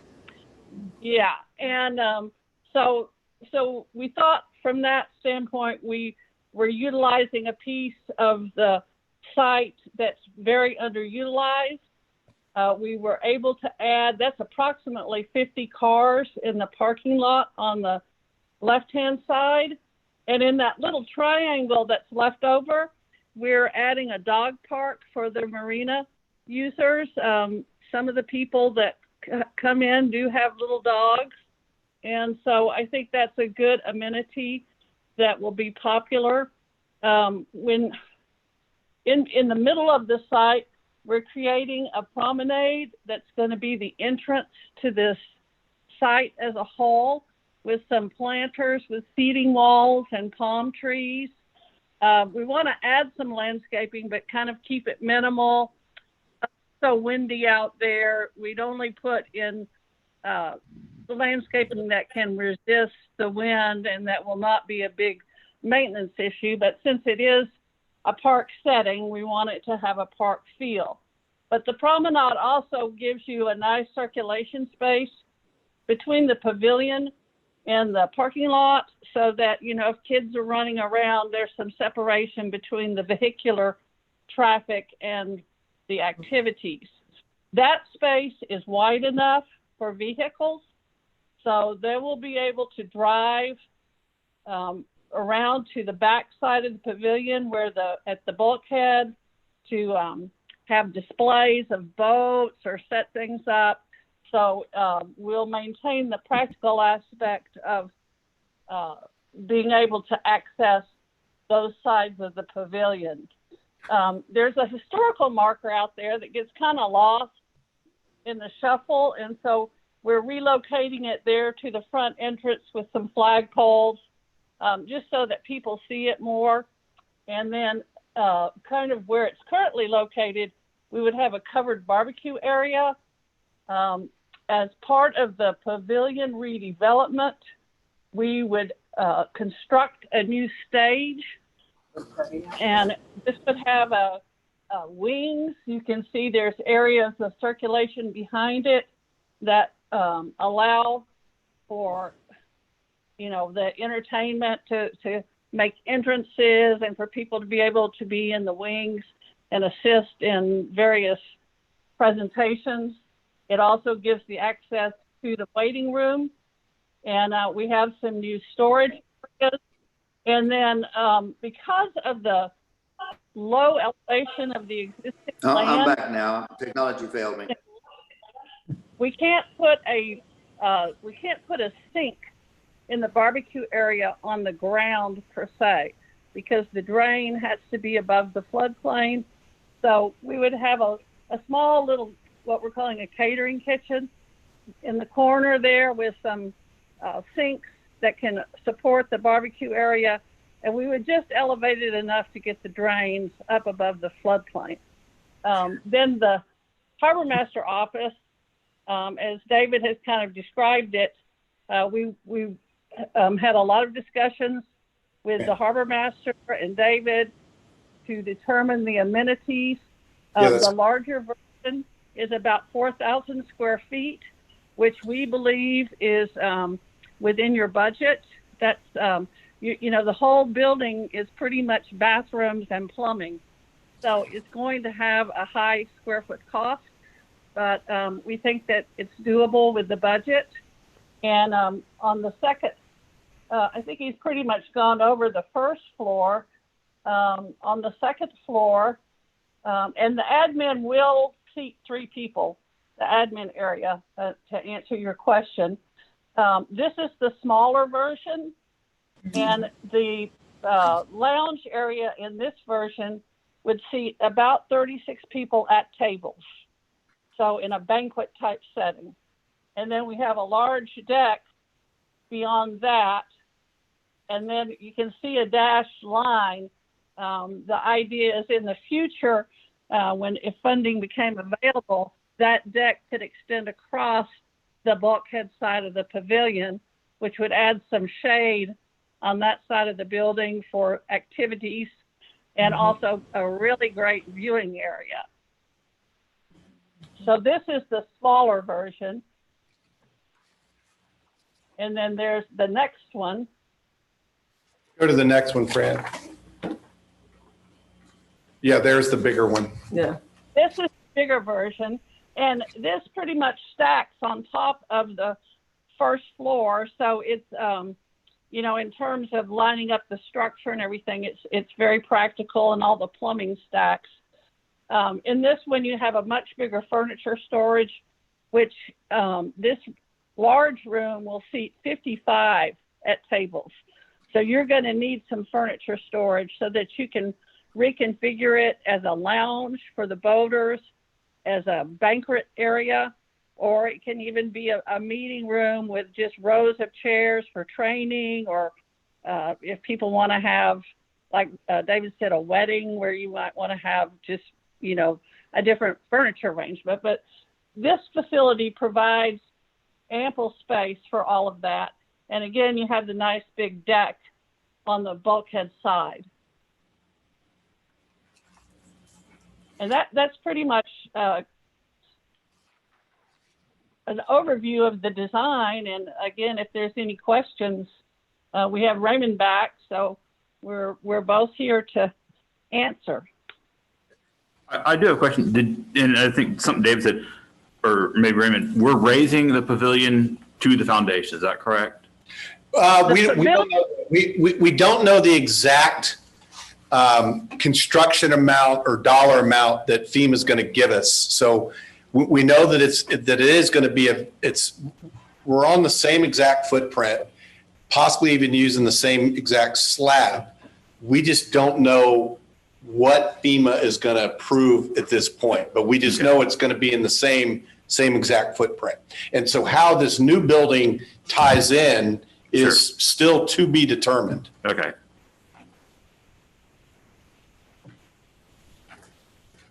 Currently, the way it's designed is the new building is about 3.5 or 4 feet higher than the pavilion, and we've accounted for that with all the stairs and ramps and access and ADA.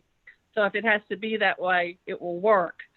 And the existing slab, we've talked to our structural engineer, and hope is that we can rebuild the roof and structural elements of the pavilion, but reuse the existing slab to save money.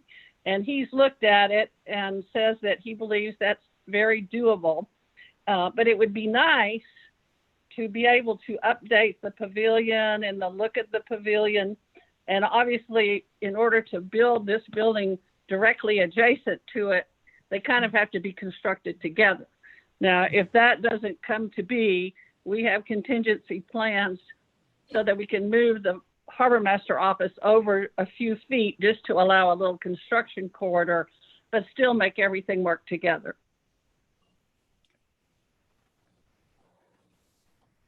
Any other questions? On the concepts, on one side it shows, it'll say 53 parking spaces, but then when you look at the little, like say on site D or plan D, on the other side it says 48. So would it be 53 total? I'm confused. The different layouts have different numbers of parking. So we tried to maximize the parking, but depending on where you put the building, you have the parking lays out a little differently.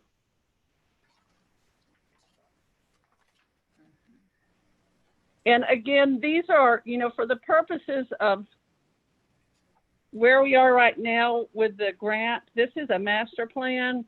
This is not meant to be construction documents or final design. We would come back to you and have, more of a worked out design. This was a master plan that David asked us to do in order to figure out where everything was going.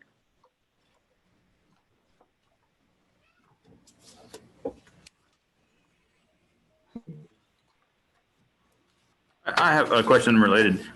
Is not related to the harbor master, but to the pavilion itself. Was it damaged, like replacement wise, or are we just doing this to? No, it did have some structural damage, especially a lot of salt penetration around the columns. Okay. And so there's some structural integrity issues. Sure. With the steel columns and where they sat on the concrete slab. And I mean, that pavilion's got to be 25 years old at least, right? It's got to be older than that. It's old. Yeah, it's way than that. From the, I believe it's from the 70s. No, I think it's had some updates, but I mean, it's certainly, even the updates probably were 25 years ago. I mean. I won't say we updated in 1980. There was one there, it was like wooden or something. We tore that down and they built that one. Oh, it's 1972. I thought there was an original one that was like, and it doesn't matter it's not germane to this conversation, but I thought it was something old and wooden. They tore that down and they built the concrete one, and it was in the 80s, but I don't remember. So it's not germane to this discussion, but. Well, I like the plan, and I think the connectivity with the harbor master's office to the pavilion and the way y'all utilize that space, which optimizes more parking, but yet more green space around the area, is really nice. So. Yeah, I mean, that area back behind there has just been waste, dead, no man's land forever. Right. And now we're going to put it there, and then we gain back all that space on the other side. Yeah, it's really, they've done a good job. Yeah. We're looking at Plan B right now, and David, I just want to make sure that we don't have any structures out there by the bulkhead, because for the deep sea roundup, all those things, you got to get out there. No. That's a good catch, Joan, because when we showed that, some of the fishermen were like, what are those giant planters? That's where people set up tents and the fish are weighed in. So yeah, we have to be careful with that whole open area. Yeah. Yeah, we know that we need to keep that as open as possible. Yeah, this purple one doesn't show it. Yeah, not B. I think we're looking back towards that one on page 6, right, Fran? Yeah, keep going back, Fran. Yeah, I think if you go back. Page 6, keep going. Keep going. Yeah, right there, you'll see we cleaned it up a bunch. Yeah, in this one, all of the planting is on the left side of the pavilion, and there is enough space between the planters and the pavilion to drive. So you have access to set up there between the space between the pavilion and the bulkhead, that you can drive back there and set stuff up. They can take boats back there for display. Whatever needs to be done back there is plenty of access. Maybe we have 5 instead of 5. Maybe that last one.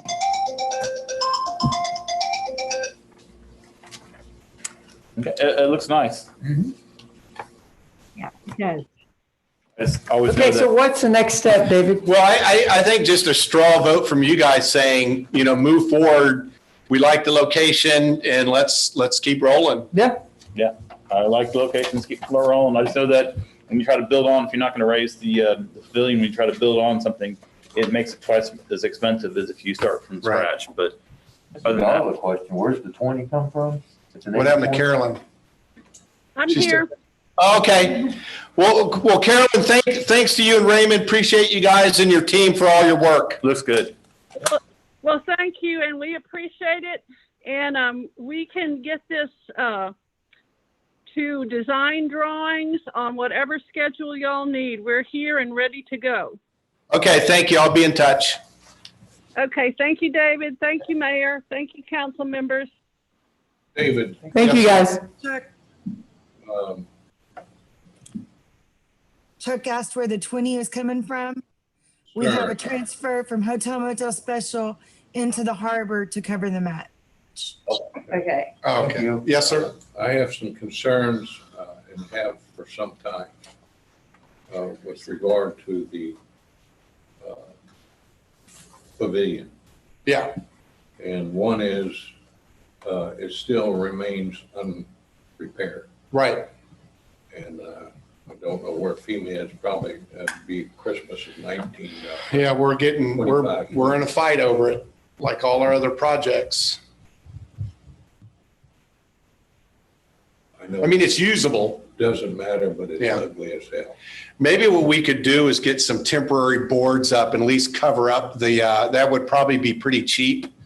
And we could at least cover up all the right now we've taken all the wood off and exposed all the metal beams. Maybe it would be pretty cheap to just temporarily put some plywood over them and paint them. Why don't we do that? Okay, I'll look into that. Or get thick rope and wrap each. Yeah, no, I think some. Nautical I think some just cheap, some weather marine plywood and. Instead of No, like plywood, that big old use that nautical hardy rope. panel. It looks a lot better, and it's concrete, and it's not more expensive. It may be a little more expensive to install, but okay, and it will last a long time. It'll last years, and it won't look like crap after a week. Yeah, I'll get it.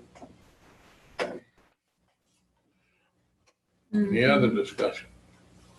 What are we on? About Candy. Jay. Jay. No, that was Jay. Oh, that was good. That was Jay. Now we're city manager. We're on K, Mayor.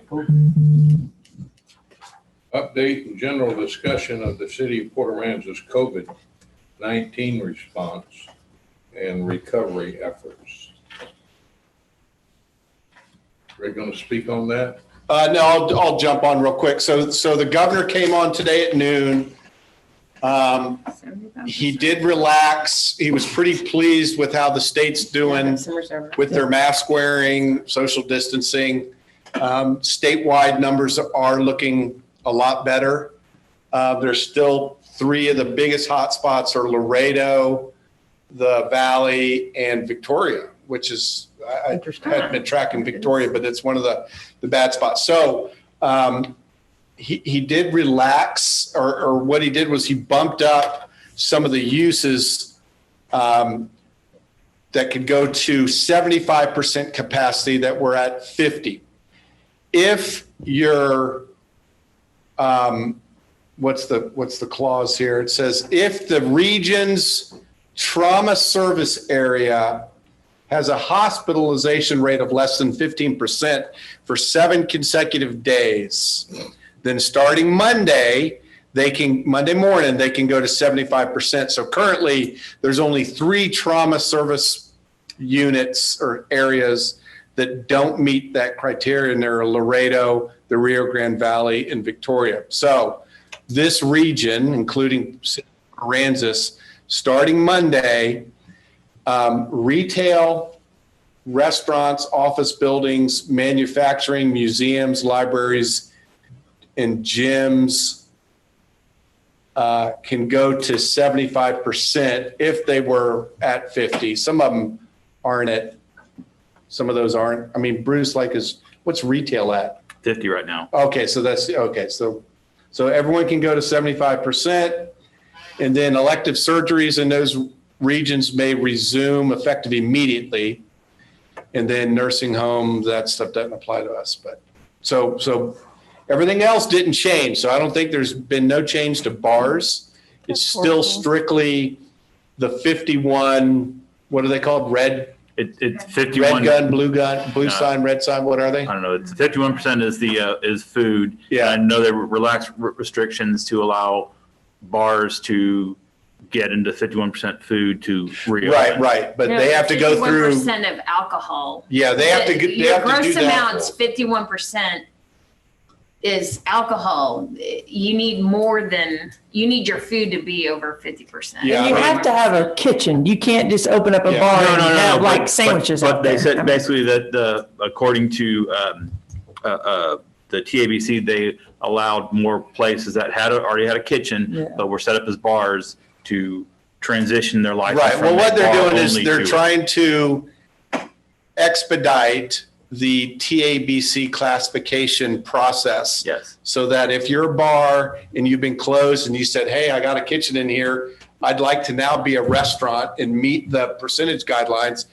so they're trying to accommodate people attempting to make that transition to become a legal 51% restaurant. So. And you have to be seated, correct? That's one of the big definitions. I don't know for what bars. the TBA, I think there's, but I think there are a there's few a in lot of- town that have gone through the TBA, Well, I know- TABC change. I have a tenant who was strictly a bar, and they just transitioned about a week ago. Got their approval to be a 51% restaurant. Right. Correct. So. But you get half off drink. And that's all I have on the COVID. It's been interesting. If anyone's got school-aged kids, it's been kind of a crazy one, but. I'm so sorry for y'all. David, the governor, and I watched it, but I didn't see in the paper copy, but no changes to anything like social gatherings or anything like that, correct? No, I didn't see any changes on that. I mean. So it's 100 people, less than 100 people. Well, no. It's 10 per group, isn't it? It's universities and schools set their own standard. Yeah. The governor's is like, for example, if someone wanted to have a fishing tournament, they could exceed the numbers, but they have to have permission from the mayor. Right. It's So like your mayor and county judge can grant permission for an event to exceed the governor's order. There you go, sir. You just got Yeah, a so the big governor hammer. said, here's the number, 100. but if your local mayor or county judge wants to go higher, they can. So, You got a big hammer. This gave you a big hammer, sir. so how does that still apply to like private events? Like if someone wanted to rent the Civic Center to have a wedding, It applies to them. so they would have to get a special Well, a permit? wedding has its own classification. Okay, And it's I'm just very, curious. anything that has a religious event, like a wedding or funeral, they're different. Okay. I think he's pulled his hands off of those.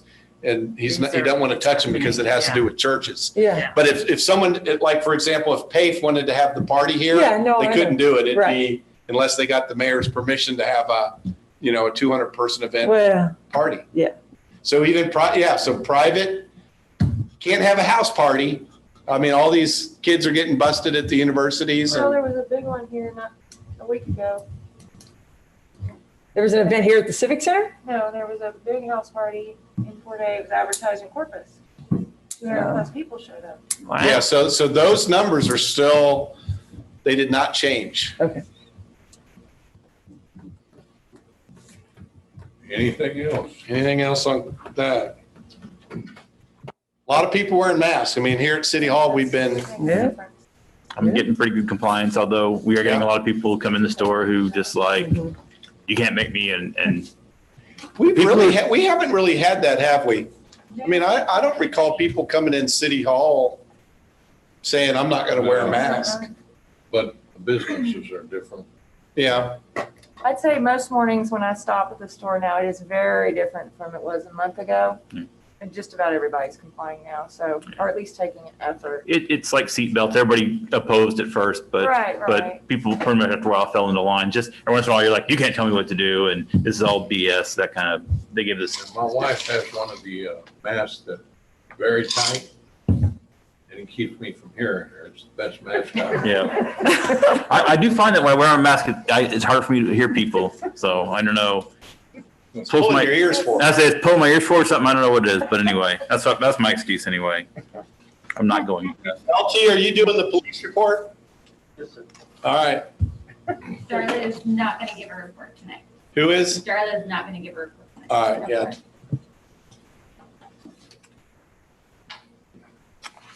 Good evening. Good evening. Well, okay, summer is over. That's good. Yeah, we're ready for that. It started, we're starting to see a slowdown and stuff. August, you can see we were still a little busy. We had a little over 1,100 incidents and about 40 arrests. And we filed 362 traffic cases with the municipal court. I think the biggest one we had was the pursuit that started in Corpus that they Yeah, what the abandoned. heck? Yeah, I'm curious to hear about that. Didn't y'all stop him and right in front? There could be something. Well, else. Yeah.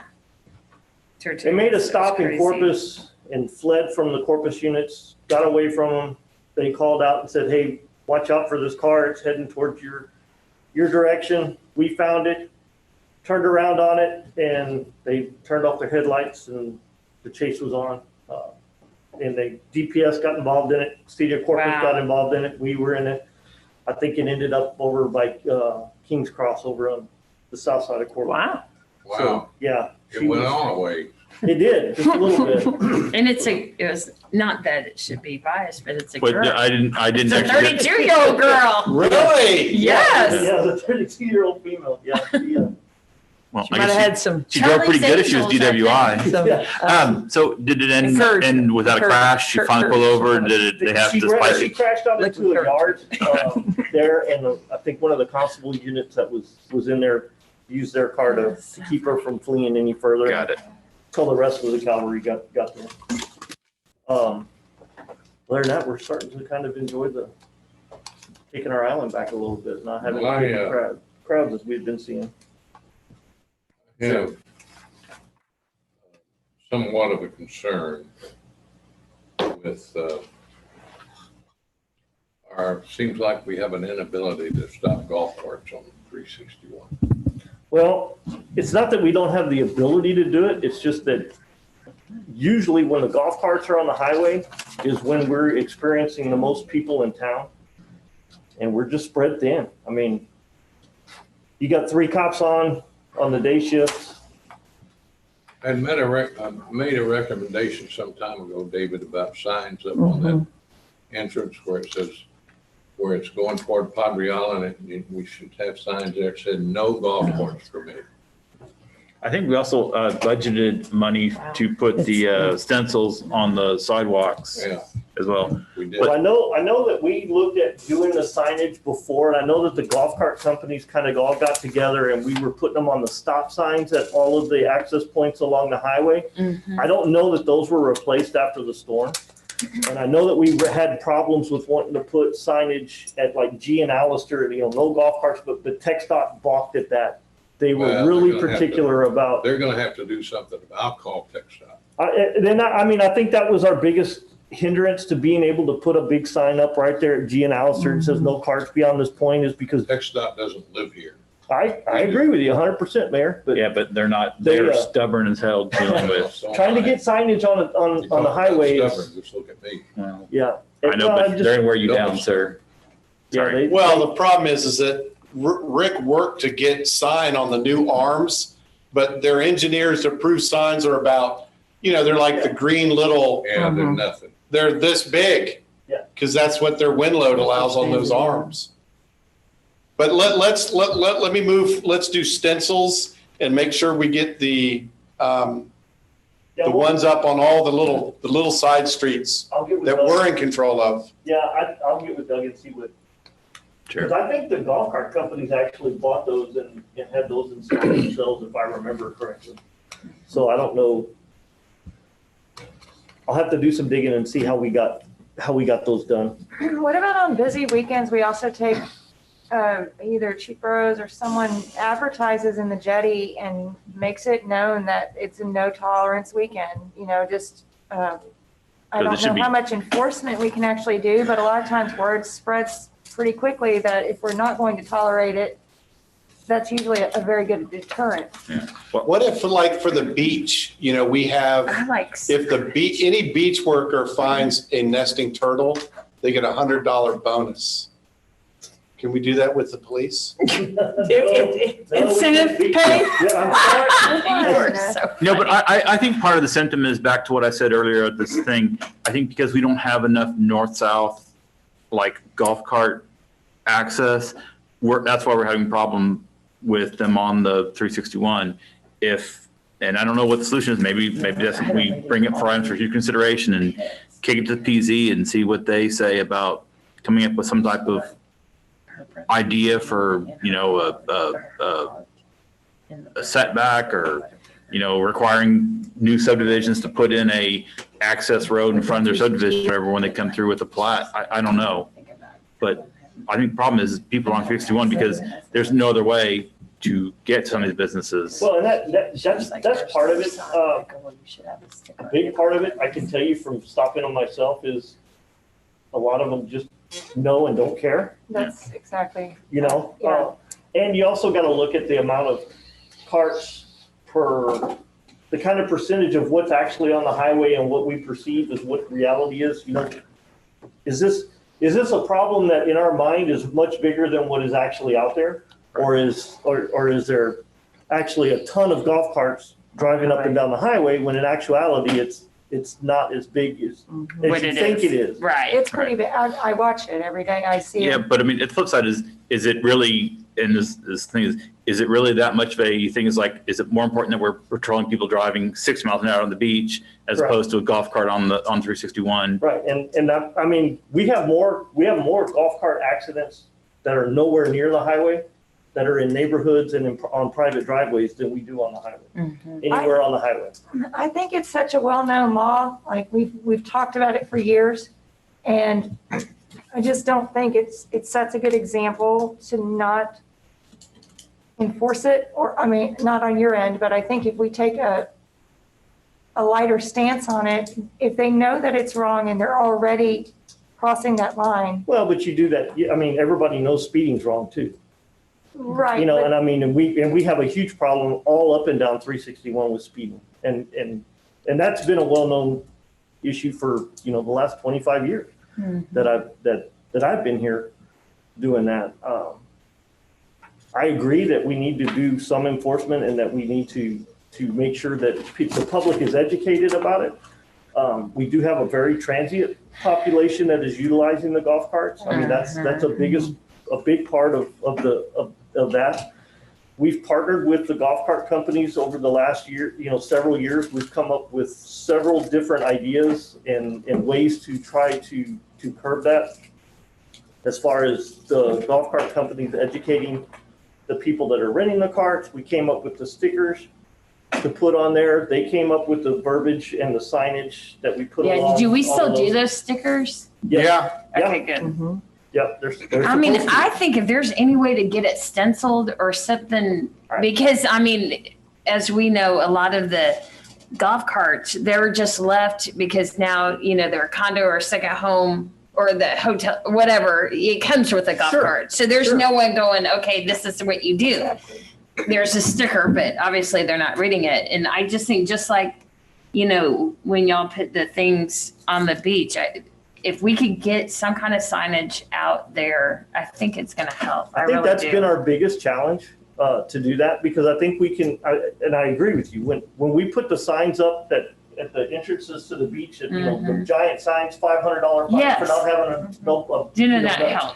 Yeah, I mean, So- we saw sales go up almost How immediately. about So one of those LT, electric on- signs? On operating golf cart on highway, is that on the highway and on the sidewalk? Yes.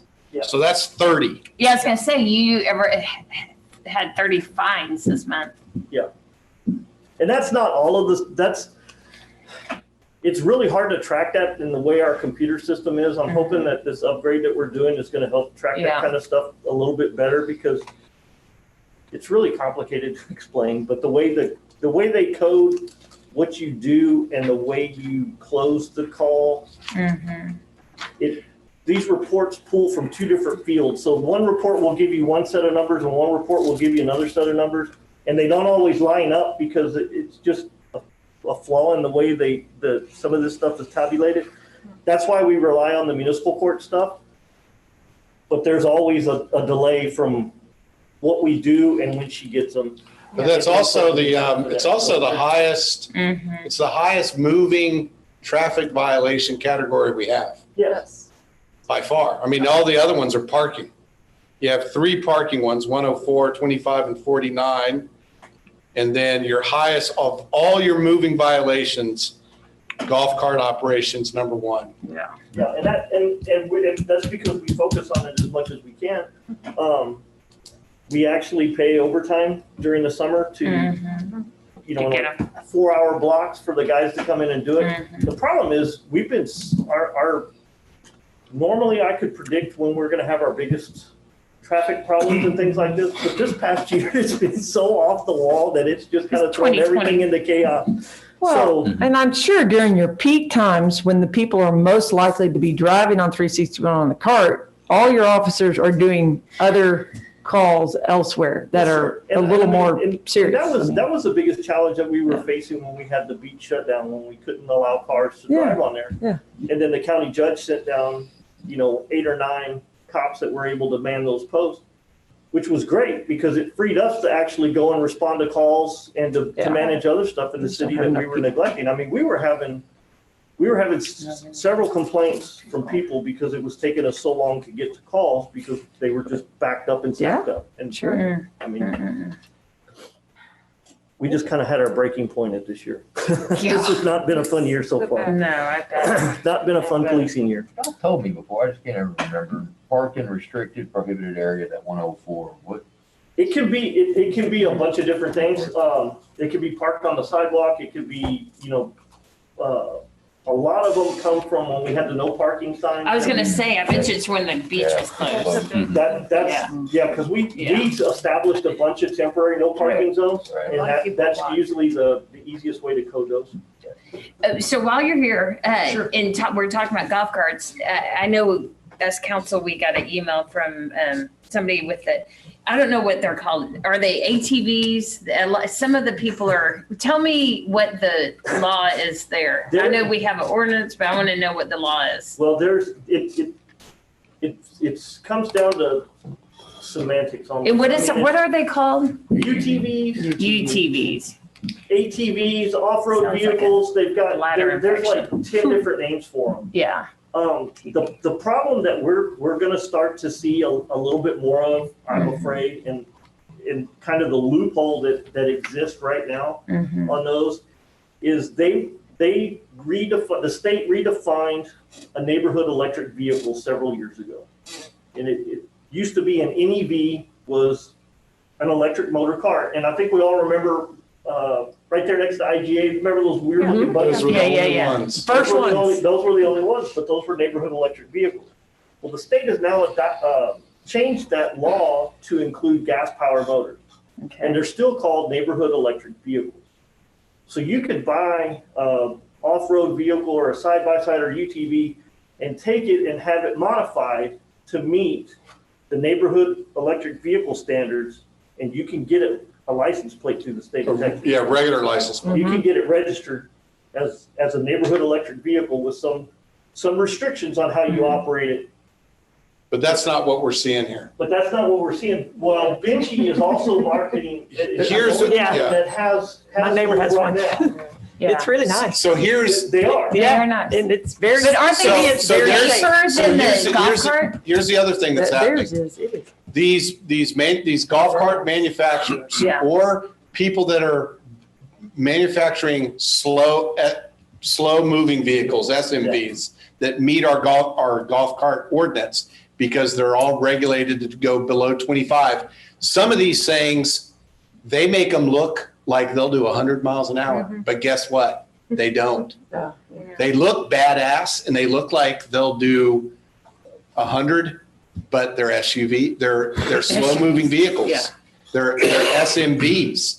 And so 5 years ago, that wasn't the case. If it looked like a bad mamma jamma, it probably was, and it was illegal. But now they're making these golf carts look like these little side-by-side race cars, but they're not. Barely. I mean, they come into City Hall and they bring their form in, and we get online because the girls know up front that, ooh, I don't know what this is. And they end up in my office and we jump online and we research them and we do all, and they're slow moving vehicles, but they don't look like it.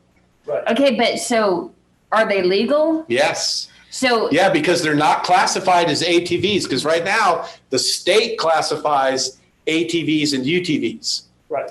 And most of those will do over 25, almost all of them. Okay, but so. And those are So the still gentleman regulated that- by the state, and we will not give them a golf cart.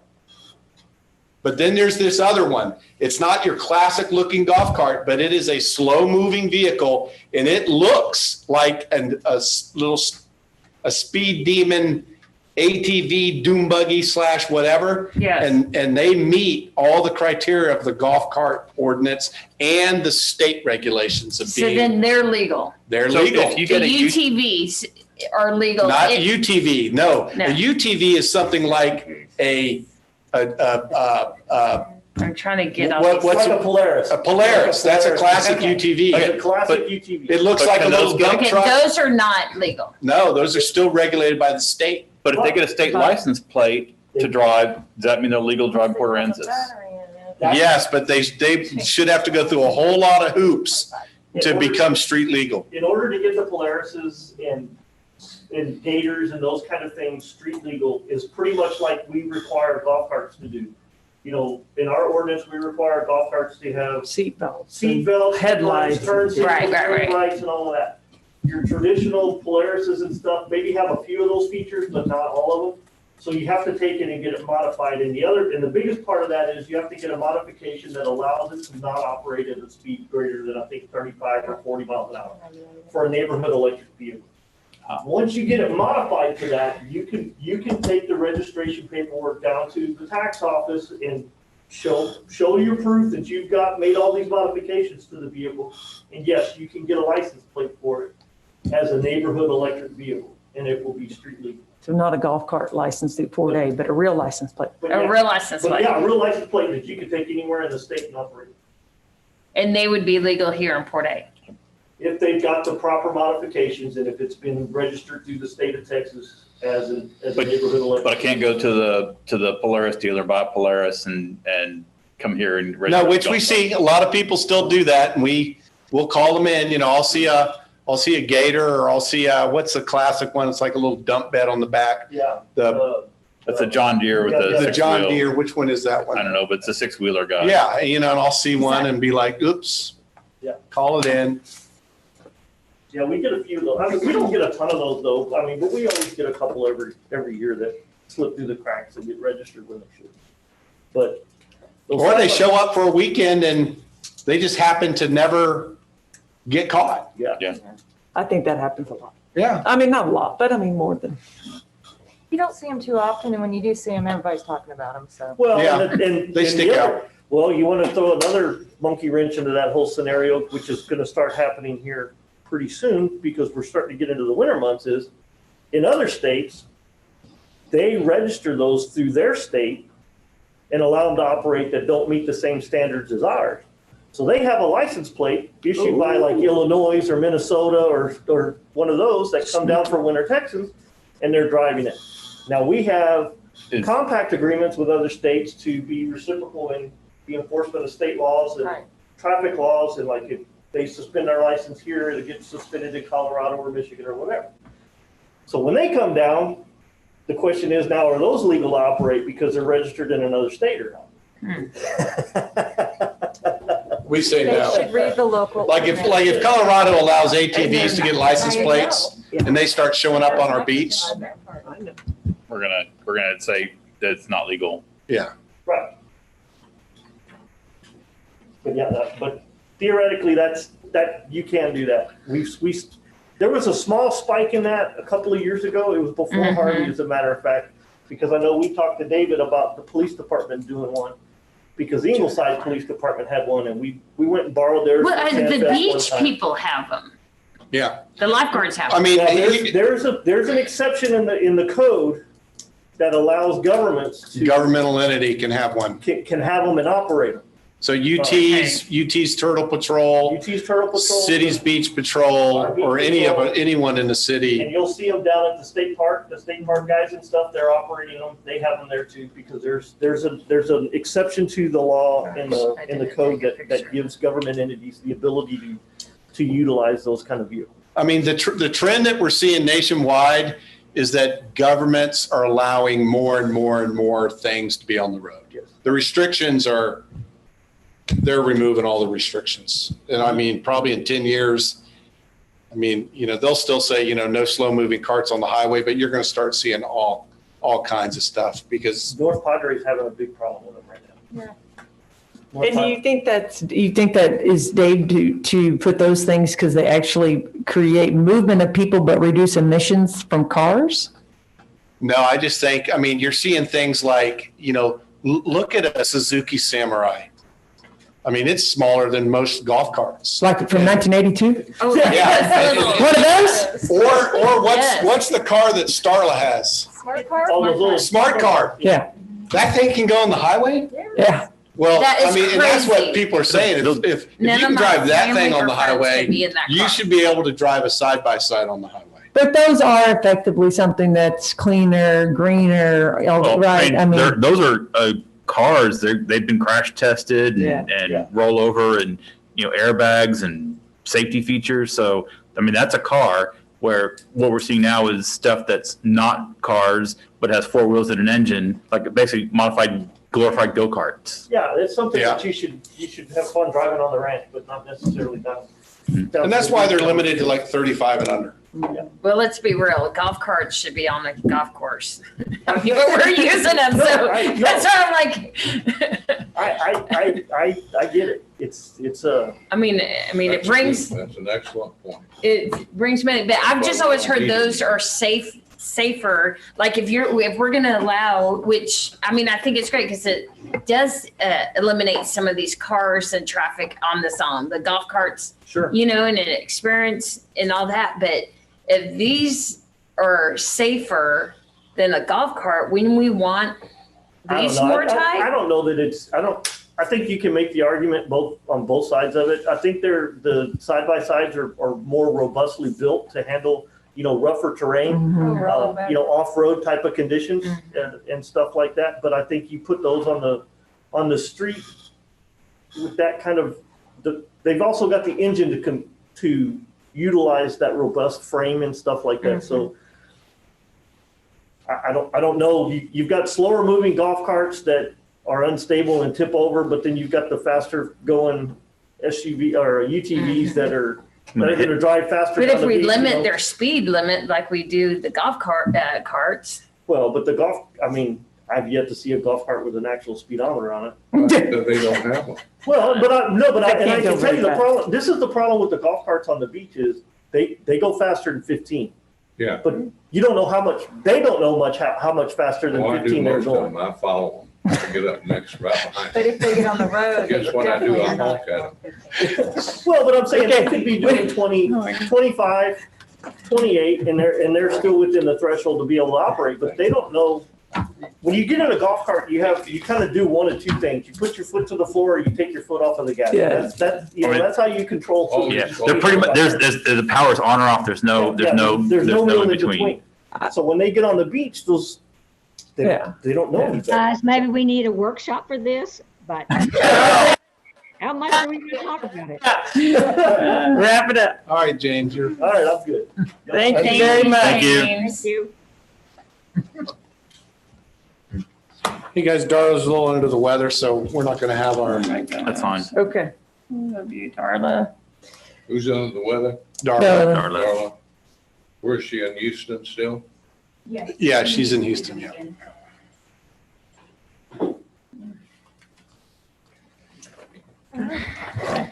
All right.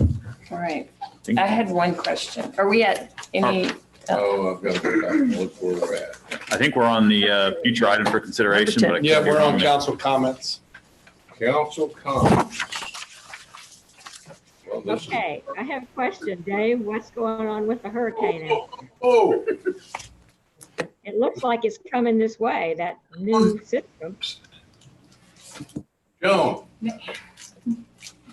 Is she listening? I don't You think she gotta can. speak into your mic, Mayor. She can't hear. Joan, can you hear me? I can, yes. Okay, hold on a second. Before we get into citizen comments. Council No, comments. council, yeah, not citizens council. Was there is there an update on removing the sand from near the beach dunes back onto the beach? Yes, we're moving it. We're, every How long chance do you we, think that process, David? You would said take 4 to place? 6 It's a months. lot. I think of 6 sand. months. So we're working 1 or 2 dozers? It depends on what day it is. You know, if it's a trash day, then our staff drops. But, you know, we still got to have motor graders working it, but we're as much as Doug can get, he's loading up with dump trucks and front end loaders. So it just depends on what day it is and Okay. what his schedule is. But No, I I'm pushing saw him to. down there. I make a trip down there every day. But it just seemed like they were losing the battle, to be honest with you. Well, I mean, it is a monster. Did But I mean, that we're- other hurricane help a little? No. Well, I take that back. I mean, it a little bit, but Smoothed it a little bit. no, it didn't grab any of the stuff up in the road and pull it back. Mm-hmm. David, if you think that we don't have enough staff or manpower to get it done in a reasonable time, which I understand, because it is a massive job. I mean, you go down there and I mean, do you think that it's something that we should, contract out? Yes, I think, Sooner than later, maybe, yeah. Pretty soon we'll start getting some help. The county recently hired extra help to fill in that, the big depression from Harvey. Yeah. The lake. The mullet. Mullet pond. There at the Yeah. jetties? Yeah, at the jetty. So I think that we'll check our budget, but we should have plenty in the budget to get some outside help. Hey, David, what Yeah. about, La Mirage, going towards Sandpiper or Seagull and those areas there, they had quite a bit of washed out. Is there anything we could do with the city of Corpus? Maybe do they need sand? We really, the way our permit is that you have to keep the sand in the same transect. In other words, the GLO mainly the GLO, but the GLO says if you're scooping sand here, like they really don't even like us moving it a half mile. They're like, take it to the water's edge in the air, the general vicinity that you're working. So we couldn't really, we want that sand. That sand's really valuable. We want to get it back out at the water's edge. It'll move out into the bars, and that's where we want it. You know, it's our beach sand, and we want to monitor it, and we want to keep it and nurture it. And So I haven't been down, I know the bulldozer, but can we just like motor grade it? Like say starting in November when there's no one on the beach, just like go up close to the dunes, kind of motor grade it this way towards the water, then come back around and. The quickest way, Bruce, is to line up 4 dump trucks and have 2 front end loaders just pounding them. You know, the dump trucks move in on the inside of the bollards. Sure. And so they're right up against the bollards. And then the 2 front end loaders are working inside the roadway, and they're filling those dump trucks up, and they're just doing circles. And then you use a motor grader out at the water's edge, and he works as the dump trucks are dumping it in piles. Your motor graders blading it up and down the beach. So that's our process. And we just need to work, you know, now that we're beyond Labor Day, we're going to really start hitting it hard, but it is going to be months and months of work. And we will look at getting some outside help. Okay. Because it's probably 25 feet wide and Thick. Yeah, 2 to 4 feet deep. All this marina talk, when are the permits for that we had years ago? When do they go at the 67 acres? When do they? The 67 acre permit is at the Corps right now. It's been at the Corps for about 4 months now. Okay, perfect. So we're in the process of redoing that one. And then our beach maintenance permit is also at the Corps. Okay, perfect. So they're both I in knew process. I thought it was. The 67 acre permit has been, we've been going after that one for about a year now. Wow. And they almost are, it's been over a year. They're almost making us do a brand new permit. So it's almost irrelevant that we had that permit in our pocket. Is that crazy? And when you said that 5 years ago, yeah. it's going to get harder and harder. It used to be a simple letter. Yeah. It's basically, you're basically starting from scratch. Isn't that crazy? And then you're getting in the back of line, because right now at the Corps, all energy permits go to the front of the line. That's just a mandate from the feds coming out of DC, that if there's an energy, oil and gas, anything that's energy, whether it's digging a ship channel, putting in, pipeline, anything, it goes to the front of the line and your permit just sits. And that's the reality right now at the Corps. Some of these items are not on the agenda. I know, but it's open. No, we're still under staff We're reports. city council comments items for future, aren't we? Yeah. No, I thought we were at staff report still. Or Yeah, we're still at staff reports. Okay. That way Dave can talk to us. Well, Dave, you're part of the staff. What's going on with the assistant city manager position? Well, we're working on our ad, and we're gonna get the ad out shortly. As soon as we find an office to put the person in. That's the biggest dilemma. Oh, you can find an office. You need to get the ad out there. We don't have an office. We're gonna end up. We put him in a harbor master with a nice We view. end up shacking up with the mayor.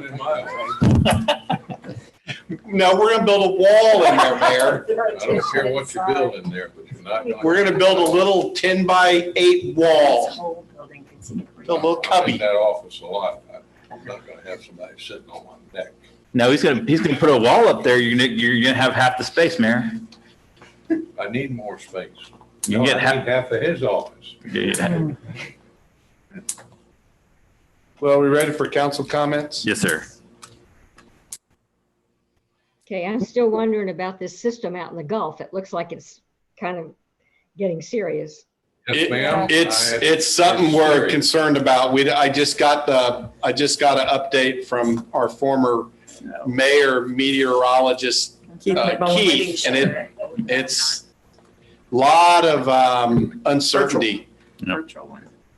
It's out there and it's just kind of like a knuckleball. It's just kind of floating around. Yeah, when you looked at I had an update on that just before the meeting. Wilford, it's called Wilford. has winds of about 70 miles an hour. Oh my God. Spaghetti models. This one, I think that's what Tropical Storm Wilford's we're talking about, right? Yes, sir. It only had 35-mile-an-hour, and it was a disturbance earlier. It's already a 70-mile-an-hour tropical storm. Yeah, getting there. It has sustained at Moving. 30. Gusting, windy, gusting, not steady maximum wind. Okay, well, there's a difference. Yeah, I said gusting. We still have 4 to 5 well, You wouldn't name it then, would they? if we don't have a name according to this right here, Chuck's not, it's not showing it named. It hasn't been named. It's going to be Wilford though. Okay, well, then we can't say on. It's Tropical Storm 22 Get a real. I understand. I understand, but I mean, if it's not a named tropical storm, we shouldn't say that it's It's not named named yet. Wilford and it's 70-mile-an-hour winds. You're going to create. It's still a tropical depression. It's only depression. These people live on this island, all sailors. They know what we're talking about. Yeah, we're all, the new people who we're worried about. It's still a depression at this moment. Now, where is Could be that in named relation possibly to where tomorrow. Harvey was? Well, We're looking at Port out still. yeah, but the problem is they don't even know if it's going to go. Where is that in relation? One of them is going to go into Louisiana, the other's going to go into Mexico, and then the other one's going to go into Texas. And so nobody knows anything yet. It's a swirler. You keep us posted, David. We actually have a 10:30 a.m. National Weather Service call in the morning. So look for something at about 11 o'clock. I'll send you guys. Okay, perfect. I know, Dave, thank you so much. You have been doing a great job at Yes. getting us all the time, and Yes. we really appreciate that. Yes. Because I know your plate is full, and I'm sure Fran reminds you. No, I'm kidding. No, But thank I do appreciate you keeping us up to date. I do Mhm. appreciate that. Okay. Are we at other things? We have no meeting until the October meeting, correct? We're off for 3 weeks. Hey. Poor Peggy and Fran. There's a police report. No, we did police report. Did the police report. And we're not doing the finance report. So Any actually, council? on items to consider. Okay. Well, I would like to just kick to P and Z, maybe like what I suggested earlier about maybe some type of north-south access via easements or whatever. It may not be feasible, but we should at least start looking at it now before it's all developed up. Okay. Fran, are you getting this? I got it. Yep. Okay. And I would like for us to look at in a future agenda, this fellow's request for his sailboat. I'd like to look at that. Sure. And decide on that at council. Yeah, that's gonna, Mayor, that topic's at the Marina Board, and it's gonna come back to you guys. Okay. Yeah. I know this is probably not the thing, but the theory was we didn't want the docks to be used for commercial loading. Is that correct? Yeah, that's what's on the books right now. Okay. And then also, remember we talked about the sports venue that the lawyer's going to make a. Yeah, we're doing How's our, that going? Because we should have time our is short. factual ad out Yes. next week. Okay, perfect. Yeah, Colleen's already Will got you one send us- almost done. Yeah. Okay. The sports, just the special election. informational sheet that shows how the money is getting. Yeah, we'll have it ready by probably Okay, Tuesday or perfect. Wednesday. All right, perfect. Talked to Mark McCliney 2 days ago about it, so they're gonna look at it too. David, I know that sometimes there's a short window, but a long time ago, when I first got on council, we used to be able to get the planning and zoning minutes of the meeting before the city council meeting. So we had a little bit of a flavor of the discussion. So is that possible to see if we can do that, if there's time? When did they meet? They meet the last. Yeah, it's the last Tuesday of every month, and then we're the third Thursday. So we used to be able to get them. I mean, in the past, a long time ago, after P&Z had an item before it came to us, when it was put on our packet, we got the minutes of the meeting with it, so we could get a little bit of the flavor of what was discussed. Who does the minutes? Nicole does. Nicole does. And I think maybe after Harvey, things got a little crazy. Yeah. So if Yeah. it's possible, that'd be lovely to get those again. Yeah, Yeah. okay. Just kind of, we get more informed going into I it. just don't want to put any more burdens on our staff. No, I think there's the time window that we should be able to Right, easily free get at night. those. Oh, I do have something. For the Palladium project, Yes. we need to find out where they're going to put all their mailboxes. And pretty much for every large development, they need to start, we need to have that kind of in place Yeah. as okay. it's going through the process. 'cause I'll we're find gonna- out. I'm sure it's going to be, It's very Right out the important. office. I'm sure it's going to be near their office, but I'll I'll say, find out. and get that's gonna be you. very, Say every very single far apartment back over complex there where that the rented. last parking space. Well, that way they can pour the concrete and get everything lined up before everyone's moved in and nobody remembers to do that. I sent you a text how awesome the place, I mean, they're getting with it. Yeah. The affordable that I sent, I don't know. if I They're should doing say good. it. And we do have, Yeah, the oh, affordable housing. I sent you a FYI, picture that makes my. the heart groundbreaking happy. is set for October 22nd, and we should have the invites Should out. have gone down there and watched the pipe work. We should have the invites It just makes, within a, I'm so excited. October 22nd. Yes. yes. That is. Isn't it the 22nd, Mayor? Yes. Or is it the Pipe work they did 21st? down there was just, to me, it's awesome. Amazing.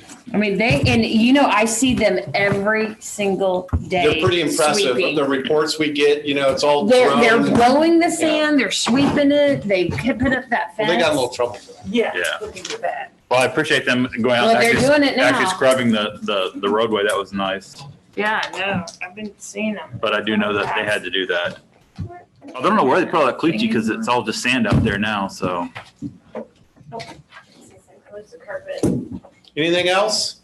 Piles of sand, where at? What sand? No, when they were bringing in Yeah, piles of highway. caliche and they were leaving all over the roadway. I said, I don't know where the caliche went, but it's much better there now. Well, Well, good job, Anything else? everybody. Thanks, everybody. Go home, thank you. adjourned. Thank you. Thank you. Thanks, Joan. Thank you. Good night, See you. guys. Good night, Joan. We miss you. I know, come back. Call.